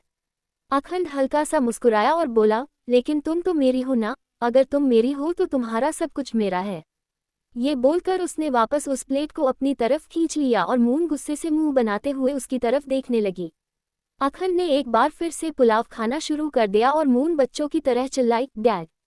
ये बोलते हुए उसने अपने डैड की तरफ देखा, लेकिन अब वो भी वहां से गायब हो चुके थे। एपिसोड 68। मुझे बहुत डर लग रहा था। Singhania farm house. मून ने इस वक्त अपने हाथ बेडशीट पर कैसे हुए थे और उसकी आंखें बंद थी। उसे हद से ज्यादा डर लग रहा था। अखंड ने उसके ऊपर शराब की एक पूरी बोतल खाली कर दी थी और साथ ही साथ उसके सामने लाइटर लेकर खड़ा था और अब वो उसके बिल्कुल करीब आया और उसने लाइटर ऑन कर दिया। मून की आंखें और भी ज्यादा कर चुकी थी। तभी अचानक से उसे अखंड की आवाज सुनाई दी, हैप्पी बर्थडे चांद। उसकी बात सुनकर मून ने तुरंत अपनी आंखें खोली। अखंड सामने एक केक लेकर खड़ा था और उसके केक एक कैंडल जल रही थी। उस केक को देखकर मून बस उसकी तरफ देखते ही रह गई। वो केक सच में बहुत ज्यादा खूबसूरत था और चांद के शेप में था। अब उसने अखंड की तरफ देखा जो हल्का हल्का मुस्कुरा रहा था। वो गुस्से से चिल्लाते हुए बोली, ये सब क्या है मिस्टर सिंघानिया? अखंड मुस्कुराया और बोला, तुम मुझे जला रही थी, अब मैं वो सब हरकतें तो नहीं कर सकता ना चांद जो तुम कर रही थी। तो अब अखंड सिंघानिया ने अपने हिसाब से बदला लिया। तुमने मुझे जलाया, मैंने तुम्हें डराया, हिसाब बराबर। उसकी बात सुनकर मून एक बार फिर से उसकी तरफ देखती रह गई। डर से उसकी सांसें इतनी ज्यादा तेज हो चुकी थी कि अभी तक नॉर्मल नहीं हुई थी। उसने अपने सीने पर अपना हाथ रखा। अखंड उसके की तरफ देखते हुए बोला, कैंडल तो बुझा दो वरना पूरी पिघल जाएगी। मून गुस्से से बोली, मैं नहीं बुझाऊंगी, मुझे नहीं काटना ये केक, आपने बहुत गलत किया मिस्टर सिंघानिया। जान तो आप मेरी पहले भी निकालते थे लेकिन अब तो अपने हद ही कर दी। कोई ऐसे किसी को डराता है क्या? अगर मुझे कुछ हो जाता तो? आपका तो कुछ नहीं जाता। लेकिन अभी उसकी बात पूरी भी नहीं हुई थी कि अखंड ने उसके होठों पर अपनी उंगली रखी और बोला, अगर तुम्हें एक खरोच भी आए तो मेरी जान निकलती है चांद। अब इससे ज्यादा मैं क्या ही करूं? उसकी बात सुनकर मून ने उसकी आंखों की तरफ देखा, एकदम नशीली सी आंखें। उसने तुरंत कहा, और जो आपने मुझ पर अल्कोहल गिराए वो सब क्या था? अखंड हंसा और बोला, कितनी बेवकूफ हो तुम, तुम्हें पानी और अल्कोहल में फर्क भी नहीं पता है क्या? जरा चेक करो खुद को। ये बोलते हुए उसकी नजरें मून पर ऊपर से लेकर नीचे तक गई। उसके पूरे कपड़े गीले थे लेकिन उसमें कहीं से भी अल्कोहल की स्मेल नहीं आ रही थी।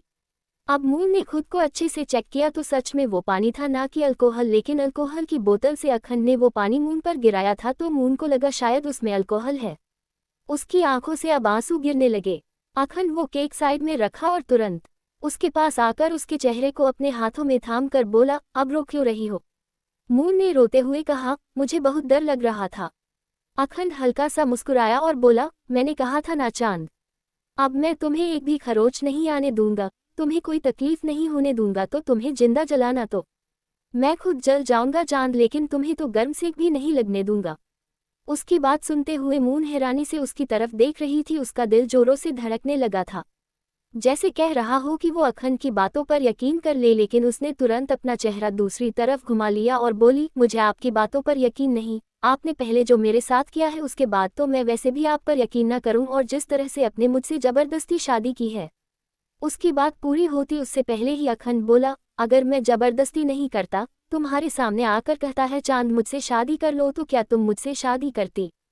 तुम मुझे मेरे एक सिंपल से सवाल का जवाब दे दो चांद, उसके बाद तुम जो कहोगी मैं मान लूंगा। ये बोलते हुए अखंड की आवाज बहुत ही प्यारी लग रही थी। मून उसे सवालिया नजरों से देखने लगी। वो खुद को रोक ही नहीं पा रही थी अखंड की तरफ देखने से, पता नहीं क्यों, लेकिन अल्कोहल उस पर गिरी नहीं थी लेकिन वो फिर भी नशे में लग रही थी।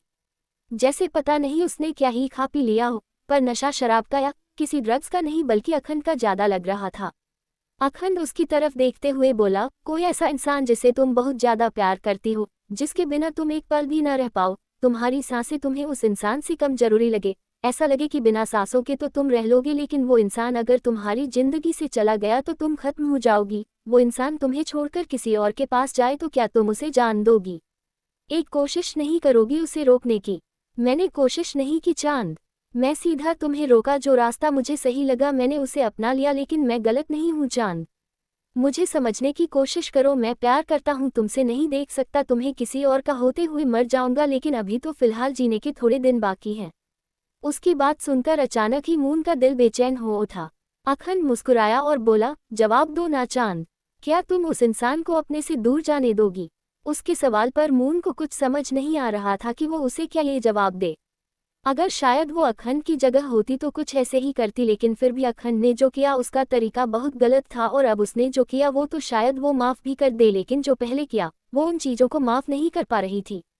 उसने अपना चेहरा दूसरी तरफ घुमा लिया। अखंड तुरंत मुस्कुराकर बोला, जवाब तो मुझे तुम्हारा पता है चांद, लेकिन तुम्हारे अंदर बोलने की हिम्मत नहीं है, पर कोई बात नहीं, मैं इंतजार करूंगा तुम्हारे जवाब का। अब केक कट कर ले। वरना इतना तो मैं नहीं पिघलता जितनी ये कैंडल पिघल रही है। मुझे केक खाना है चांद, पिघली हुई कैंडल नहीं। उसकी बात सुनकर मून हल्का सा मुस्कुराए। वो अखंड की तरफ देखते हुए बोली, आपको मेरा बर्थडे याद था? अखंड हंसा और बोला, तुमने अपने पहले बर्थडे पर बेबी पिंक कलर की फ्रॉक पहनी थी चांद, और बेबी पिंक कलर के ही छोटे छोटे सैंडल। उस दिन तुम व्हाइट कलर के पालने में थी। तुम्हारा सेकंड बर्थडे तुम्हारे मॉम डैड ने एक रिसोर्ट में सेलिब्रेट किया था, वहां तुमने ब्लैक कलर की फ्रॉक पहनी थी। थर्ड बर्थडे भी रिसोर्ट में सेलिब्रेट हुआ था, जहां तुमने रेड कलर की फ्रॉक पहनी थी। फोर्थ बर्थडे घर पर सेलिब्रेट हुआ था और वहां तुमने येलो कलर फ्रॉक पहनी थी। तुम्हारा फिफ्थ बर्थडे सेलिब्रेट नहीं हुआ था क्योंकि उस वक्त तुम्हारे डैड की हालत कुछ ज़्यादा ठीक नहीं थी, लेकिन हाँ, घर पर एक छोटा सा सेलिब्रेशन रखा गया था जिसमें तुमने व्हाइट कलर की फ्रॉक पहनी थी।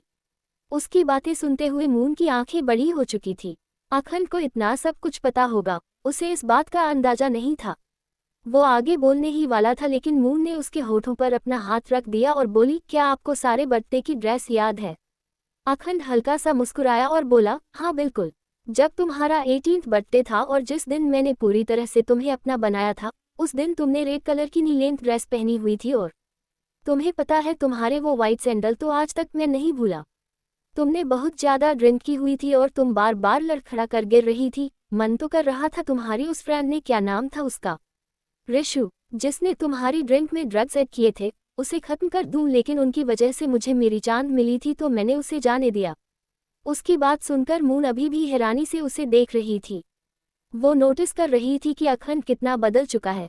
उसका बोलने का तरीका, उसका मून को देखने का अंदाज, सब कुछ बहुत अलग लेकिन बहुत प्यारा हो चुका था। उसने अब केक की तरफ देखा और उसे अपने हाथ में उठा लिया। उस जलती हुई कैंडल की रोशनी सीधा मून के चेहरे पर आ रही थी, जिसकी वजह से उसका चेहरा और भी ज्यादा खूबसूरत लग रहा था। अभी मून के दिल में बहुत कुछ था, लेकिन उसने उन सब चीजों को एक तरफ रखा और अखंड के लाए उस केक को काटना शुरू किया। उसने वापस उसे नीचे रख दिया था और चाकू से उसे काट रही थी। एक टुकड़ा उठाकर उसने अखंड की तरफ बढ़ाया तो अखंड ने उसकी कलाई पर अपना हाथ रख दिया।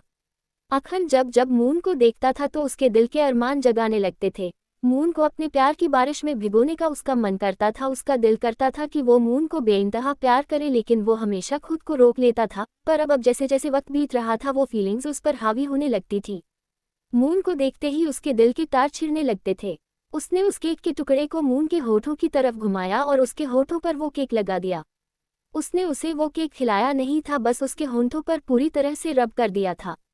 मून हैरानी से उसकी तरफ देख रही थी और अब अखंड ने आगे उसके बालों पर अपना एक हाथ रखा और फिर उसके होठों पर अपने होंठ रख दी। उसे केक का टेस्ट न सिर्फ अब अखंड को आया बल्कि मून को भी आ रहा था, क्योंकि अखंड ने उसे डीप किस करना शुरू कर दिया था। आगे जारी है episode 69 intimacy, Singhania farm house. Akhand ने केक का टुकड़ा लिया और उसे मून के होठों पर रब कर दिया, जिससे वो सारा केक अब मून के होठों पर फैल चुका था। और अगले ही पल अब अखंड ने अपना दूसरा हाथ मून के बालों पर रखा और उसके होठों पर झुककर उसे किस करना शुरू कर दिया। मून एकदम से सहर उठी, उसके रोंगटे खड़े हो गए थे। अखंड के होठ उसे अपने होठों पर चलते हुए महसूस हो रहे थे और धीरे धीरे अखंड पूरी तरह से उस पर हावी हो चुका था।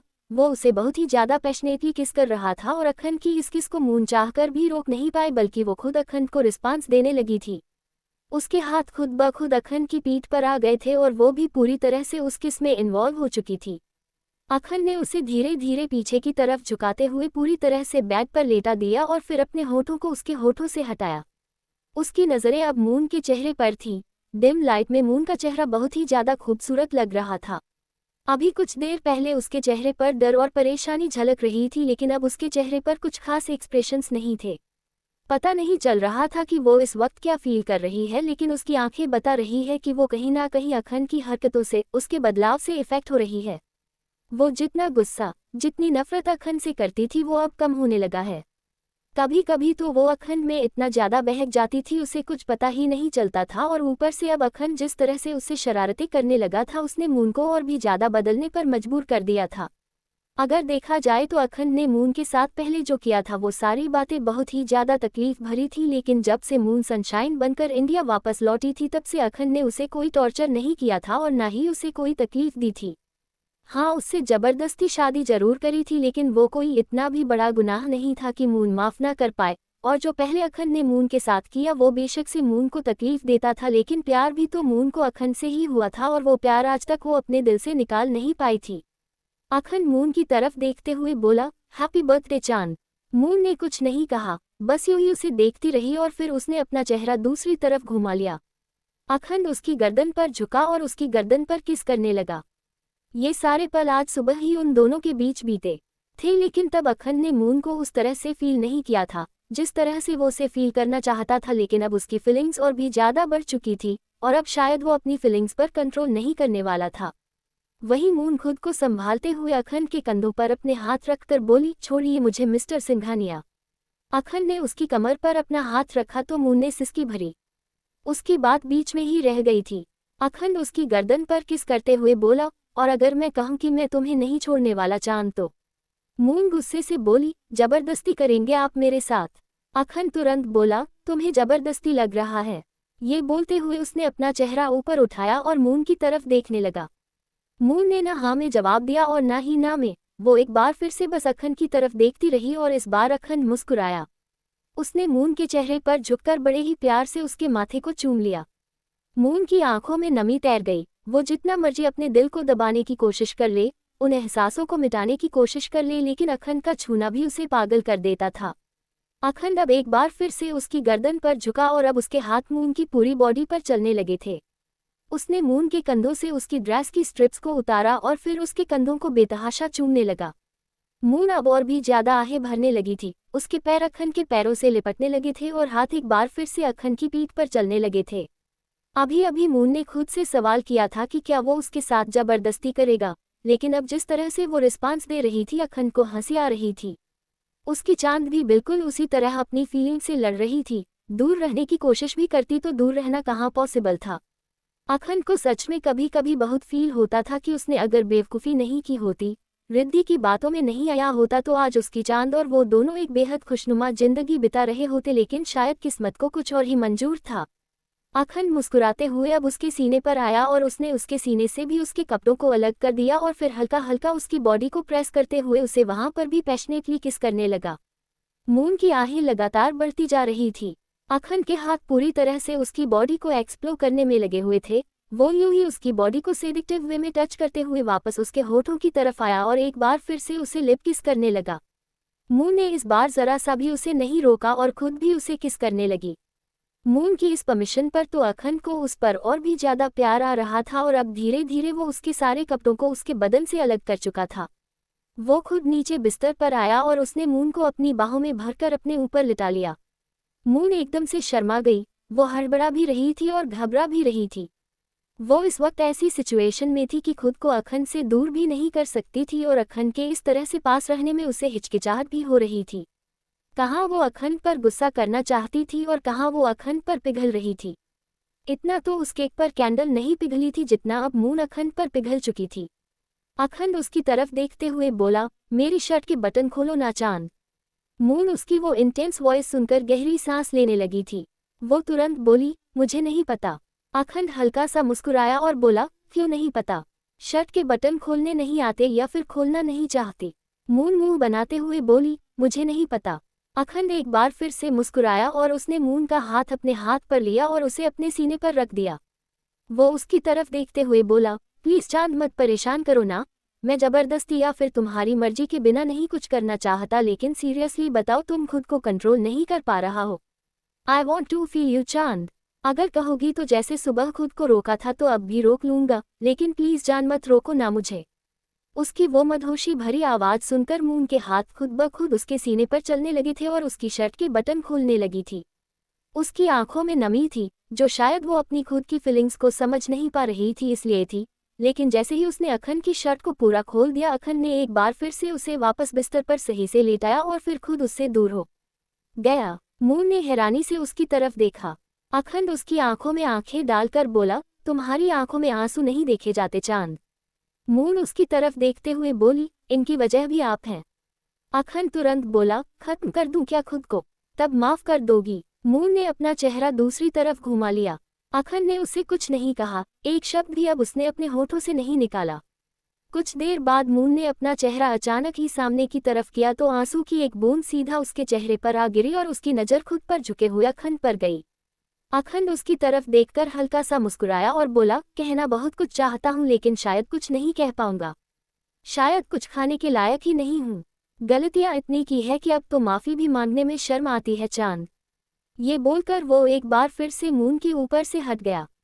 मून चुपचाप उसकी तरफ देख रही थी। जैसे ही अखंड ने अपना हाथ ऊपर की तरफ बढ़ाकर अपनी शर्ट को वापस लेना चाहा, मून तुरंत उसके ऊपर आए और उसने अखंड का चेहरा अपने हाथों में थाम लिया। अखंड ने हैरानी से उसकी तरफ देखा। मून की नजरें अखंड के होठों पर थी और अगले ही पल उसने अखंड के होठों पर अपने होंठ रख दिए।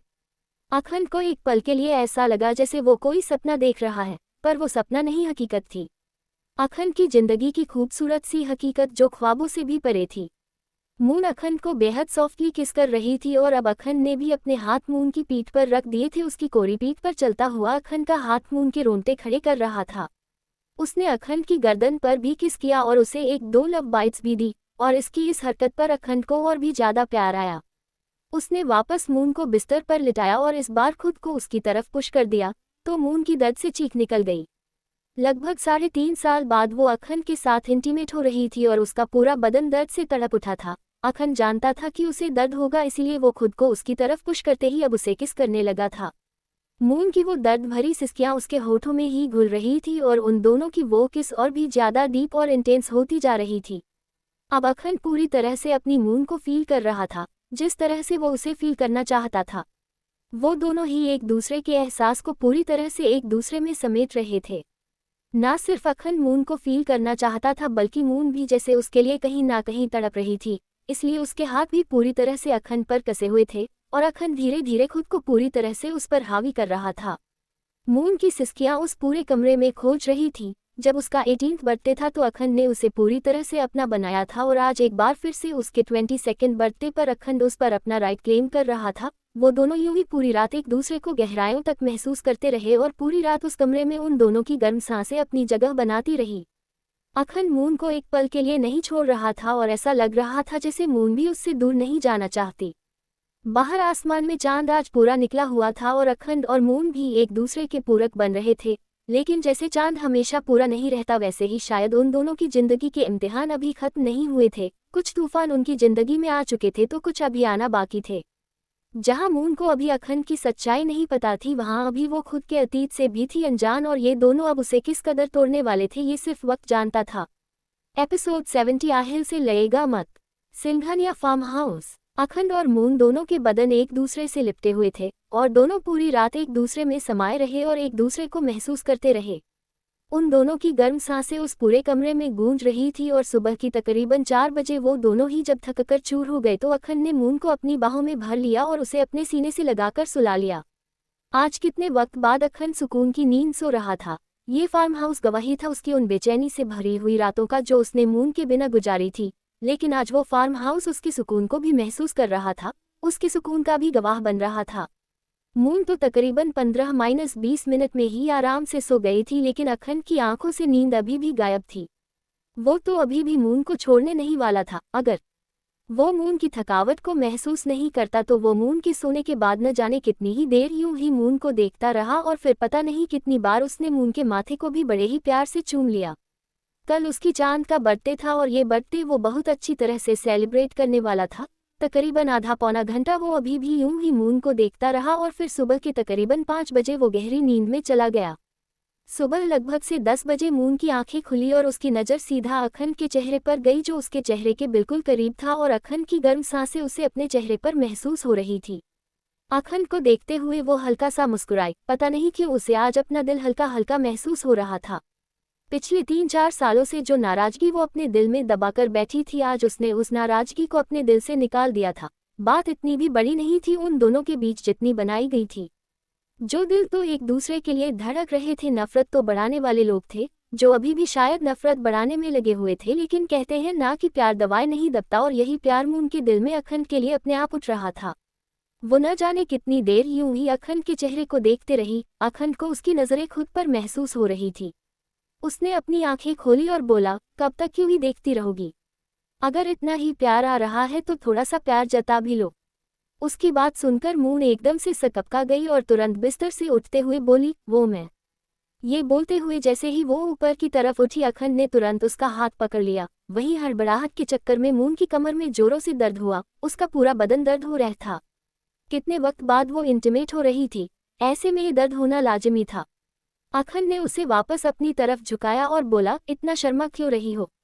वैसे तो पूरे 15 मिनट से तुम मुझे देख रही थी और अब मैंने अपनी आंखें खोली तो तुमने तुरंत अपना चेहरा दूसरी तरफ घुमा लिया। मेरी नज़रों से प्रॉब्लम है या फिर बात कुछ और है? अगर तुम चाहती हो कि मैं अपनी आंखें बंद रखूं तो बता दो, परमानेंट अपनी आंखें बंद कर लूंगा। अभी वो बोल ही रहा था कि मून ने उसके होठों पर अपनी उंगलियां रख दी। अखंड का दिल जोरों से धड़कने लगा। अपनी चांद को इस तरह से देखना उसके लिए किसी ख्वाब से कम नहीं था। उसने मून की कमर पर अपना हाथ रखा और फिर हल्का सा उसके ऊपर झुक गया। मून की सांस बेहद गहरी चल रही थी। वो अखंड के नीचे थी और दूसरी तरफ देख रही थी। उसकी हिम्मत नहीं हो रही थी अखंड की तरफ देखने की। उसे डर लग रहा था कि पता नहीं अखंड उसे कौन सी बातों से चिढ़ाएगा। वहीं अखंड उसकी तरफ देखते हुए बोला, मैंने तुम्हें बर्थडे विश तो किया ही नहीं। मून तुरंत बोली, रात को किया तो था। अखंड मुस्कुराते हुए बोला, रात को किया था, आज सुबह तो नहीं किया ना। अब सोच रहा हूँ तुम्हें बर्थडे विश कर दूँ। मून ने हल्का सा अपना चेहरा उसकी तरफ घुमाया और बोली, इसमें सोचने वाली क्या बात? मन कर रहा है तो कर दीजिए। अखंड तुरंत बोला, सच में कर दूं? मून ने उसे घूरती हुई नजरों से देखा। उसे अखंड के इरादे समझ नहीं आ रहे थे। तभी अखंड तुरंत बोला, तुमसे इजाजत लेने की मुझे जरूरत ही नहीं है। जो मुझे करना है वो तो मैं करूंगा ही चांद। तुम बेशक से मुझे रोकती रहो, आई डोंट केयर। ये बोलकर उसने तुरंत अपने होंठ मून की गर्दन पर रख दिए थे। मून ने अपने हाथ अखंड के कंधों पर रखे और उन्हें पूरी तरह से कस दिया। उसकी सांसें जैसे एकदम से हलक में अटक गई थी। अखंड उसकी स्किन को अपने होठों में दबे हुए उसे लब बाइट दे रहा था और मून उसे दर्द को बर्दाश्त कर रही थी। अखंड की वाइल्डनेस वो एक बार फिर से महसूस कर रही थी और उसकी आंखों में उस वाइल्डनेस का नशा सा छा रहा था। तकरीबन 5 मिनट बाद अखंड ने अपने लिप्स उसकी गर्दन से हटाए और फिर उसके चेहरे की तरफ देखने लगा। कभी उसकी नज़र मून की गर्दन पर जाती तो कभी उसके चेहरे पर। दोनों एकदम लाल नजर आ रहे थे। अखंड मुस्कुराते हुए बोला, एक बार फिर से विश करूं क्या? ये बोलते हुए अब उसकी नज़रें मून की आंखों पर गई जहां पर हल्की हल्की नमी थी। अब इतना दर्द बर्दाश्त करने पर उसकी आंखों में नमी तो आएगी ही। मून तुरंत बोली, मुझे नहीं पता। अखंड जल्दी से बोला, मना भी नहीं कर रही हो और हाँ भी नहीं कर रही हो, इसका मतलब क्या समझूं? मून एक बार फिर से बोली, मैंने कहा ना मुझे नहीं पता। अखंड उसकी कमर को सहलाते हुए बोला, करूं या नहीं? मून का दिल जोरों से धड़कने लगा। उसके सीने के एक तरफ तो अखंड की लव बाइट का निशान था। उसने दूसरी तरफ अपनी उंगलियों को रखा तो अखंड मुस्कुराया और उस तरफ झुक गया। मून ने अपनी आंखें बंद कर ली और अखंड के होठों को अपनी गर्दन पर महसूस करने लगी। धीरे धीरे वो दर्द बढ़ता गया और मून के नाखून अखंड के कंधों पर कसने लगे। वो दोनों ब्लैंकेट में बेलिबाज थे जिसकी वजह से वो दोनों एक दूसरे के बदन की गर्माहट को भी बहुत अच्छी तरह से महसूस कर रहे थे। कुछ देर बाद अब अखंड ने वापस मून के चेहरे की तरफ देखा। अब उसका चेहरा और भी ज्यादा लाल था। वो मुस्कुराते हुए बोला, मैं सारा दिन तुम्हें यूं ही विश कर सकता हूँ चांद। मून ने हैरानी भरी नजरों से उसे देखा और बोली, पूरी तरह से खा जाएंगे क्या आप मुझे? अखंड तुरंत बोला, मन तो बहुत कर रहा है। मून ने एक बार फिर से अपना चेहरा दूसरी तरफ घुमा लिया। उसने ना अभी भी नहीं किया था। अखंड ने ब्लैंकेट साइड किया और वही साइड में रखा हुआ टॉवल उठाकर अपनी कमर पर लपेट लिया। उसने अब मून को अपनी गोद में उठाया तो मून शर्माते हुए उसके सीने में सिमट गई। अखंड हल्का सा मुस्कुराया और उसे वॉशरूम की तरफ लेकर आया। उसने मून को शावर के नीचे खड़ा किया और फिर खुद भी हल्का सा उसके ऊपर झुक गया, जिससे शावर का पानी पहले उस पर गिर रहा था और फिर मून पर। मून बस शांत नजरों से अखंड की तरफ देख रही थी। उसे खुद समझ नहीं आ रहा था उसने ऐसे कैसे इतनी जल्दी अखंड को माफ कर दिया, लेकिन अब तो वो गुस्ताखी कर बैठी थी। अखंड को अपने करीब आने दे बैठी थी जिससे अब उन दोनों के बीच किसी तरह की नाराजगी का कोई मतलब ही नहीं बनता था।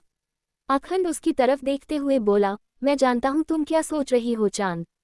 मून तुरंत बोली, मैं सोच रही हूँ लेकिन मैं उन सब चीज़ों के बारे में सोचना नहीं चाहती मिस्टर सिंघानिया। मुझे नहीं पता मैं वो कैसे भूलूंगी, लेकिन अगर मैं सच बताऊँ आपसे तो मैं उन सब चीज़ों को भूलना चाहती हूँ। मैं जानती हूँ अगर आपने मुझे तकलीफ दी है तो कहीं ना कहीं आप मुझसे प्यार भी करते हैं, और जिस तरह से अब आप हमारे रिश्ते के लिए एफर्ट दिखा रहे हैं वो भी मुझे फील होते हैं, लेकिन पता नहीं क्यों वो सारी बातें याद आ ही जाती हैं। अखंड ने उसके चेहरे को अपने हाथों में थामा और बोला, मैं पूरी कोशिश करूंगा उन सब बातों को तुम्हारे दिमाग से निकालने की चांद। मैं बस अब तुम्हें सिर्फ प्यार देना चाहता हूँ। मून उसके सीने पर अपना सर रखते हुए उसमें सिमट गई और अब उन दोनों के बीच में से पानी भी नहीं गुजर रहा था। कुछ देर बाद वो दोनों वॉशरूम से बाहर आए और फिर रेडी होने लगे। मून भी अच्छे से रेडी हो चुकी थी। वो अखन की तरफ देखते हुए बोली, आज तो हमें ऑफिस जाना पड़ेगा ना, और मुझे तो कपूर इंडस्ट्रीज। पर मैं वहां पर कैसे? आप आहिल के साथ। अखंड उसकी तरफ देखते हुए बोला, तुम आहिल के साथ काम कर सकते हो चांद। तुम कपूर इंडस्ट्रीज जा सकती हो, लेकिन प्लीज आहिल के करीब मत जाना, मैं नहीं देख पाऊंगा। तुम जानती हो मेरा गुस्सा मेरी सबसे बड़ी कमजोरी है। मैं अपने गुस्से पर कंट्रोल रखने की कोशिश करता हूँ, लेकिन जब बात तुम्हारी आती है ना तो मेरा खुद पर कंट्रोल नहीं रहता। गुस्से और ऑब्सेशन पर तो क्या ही कंट्रोल रहेगा। उसकी बात सुनकर मून चुपचाप उसकी तरफ देख रही थी। अखन की फ्रस्ट्रेशन वो भी फील कर सकती थी। वो बिल्कुल उसके करीब हुई और उसके सीने पर अपना हाथ रखकर बोली, मैं नहीं जानती मैं आहिल को कैसे फेस करूंगी मिस्टर सिंघानिया, क्योंकि मैंने उससे शादी का वादा किया था और फिर हम दोनों की शादी हो गई और अब मुझे खुद नहीं पता मैं उनसे क्या कहूंगी और क्या नहीं, लेकिन मैं सिचुएशन को संभालने की पूरी कोशिश करूंगी। मैं उनके करीब नहीं जाऊंगी। मैंने वादा जरूर किया था उनसे शादी का, लेकिन मेरा दिल जानता है मैं कभी आपको अपने दिल से निकल ही नहीं पाई। मैं उन्हें समझाने की कोशिश करूंगी और आई होप वो मेरी बात जरूर समझेंगे, क्योंकि मुझे भी यही लगता है कि बेशक से मैं उनसे शादी कर लेती लेकिन उनके साथ जिंदगी में आगे बढ़ना मेरे लिए बहुत मुश्किल होता। मैं जब पूरे 3 साल आपको अपने दिल से नहीं निकल पाई तो आगे भी शायद नहीं निकाल पाती। ऐसे में हमारी शादी तो हो जाती, लेकिन हमारी शादी में खुशियों जैसी कोई चीज नहीं होती। अखंड हल्का सा मुस्कुराया और उसने मून के माथे को चूम लिया। वो तुरंत बोला, तुम्हें इतनी टेंशन लेने की जरूरत नहीं है, तुम बस अपने काम पर फोकस करो, बाकी सब चीज मैं देख लूंगा। मून उसे घूरते हुए बोली, आप तो सीधा लड़ाई करने के लिए तैयार हो जाते हैं, प्लीज आप आहिल से लड़ेगा मत। अखंड मुस्कुराया और बोला, जब तुम मेरी हो तो मुझे किसी और से लड़ने की क्या ही जरूरत है। मुझे तुम पर यकीन है चांद, और कोई मेरे लिए मैटर ही नहीं करता। उसकी बात सुनकर मून एक बार फिर से बस उसकी तरफ देखे जा रही थी। थोड़ी देर बाद वो अखंड के साथ बाहर आए और डाइनिंग टेबल की तरफ आ गई। अखंड ने उन दोनों के लिए ब्रेकफास्ट रेडी करवा लिया था, क्योंकि वो दोनों वहां से सीधा ऑफिस जाने वाले थे। कल वो इवेंट था जिसके लिए मून स्पेशली इंडिया आई थी और उस इवेंट में मून और अखंड दोनों का पार्टिसिपेट करना बहुत ज़्यादा जरूरी था। कुछ ही देर में अब वो दोनों ऑफिस के लिए निकल गए थे। अखंड मून को लेकर पहले कपूर इंडस्ट्रीज आया।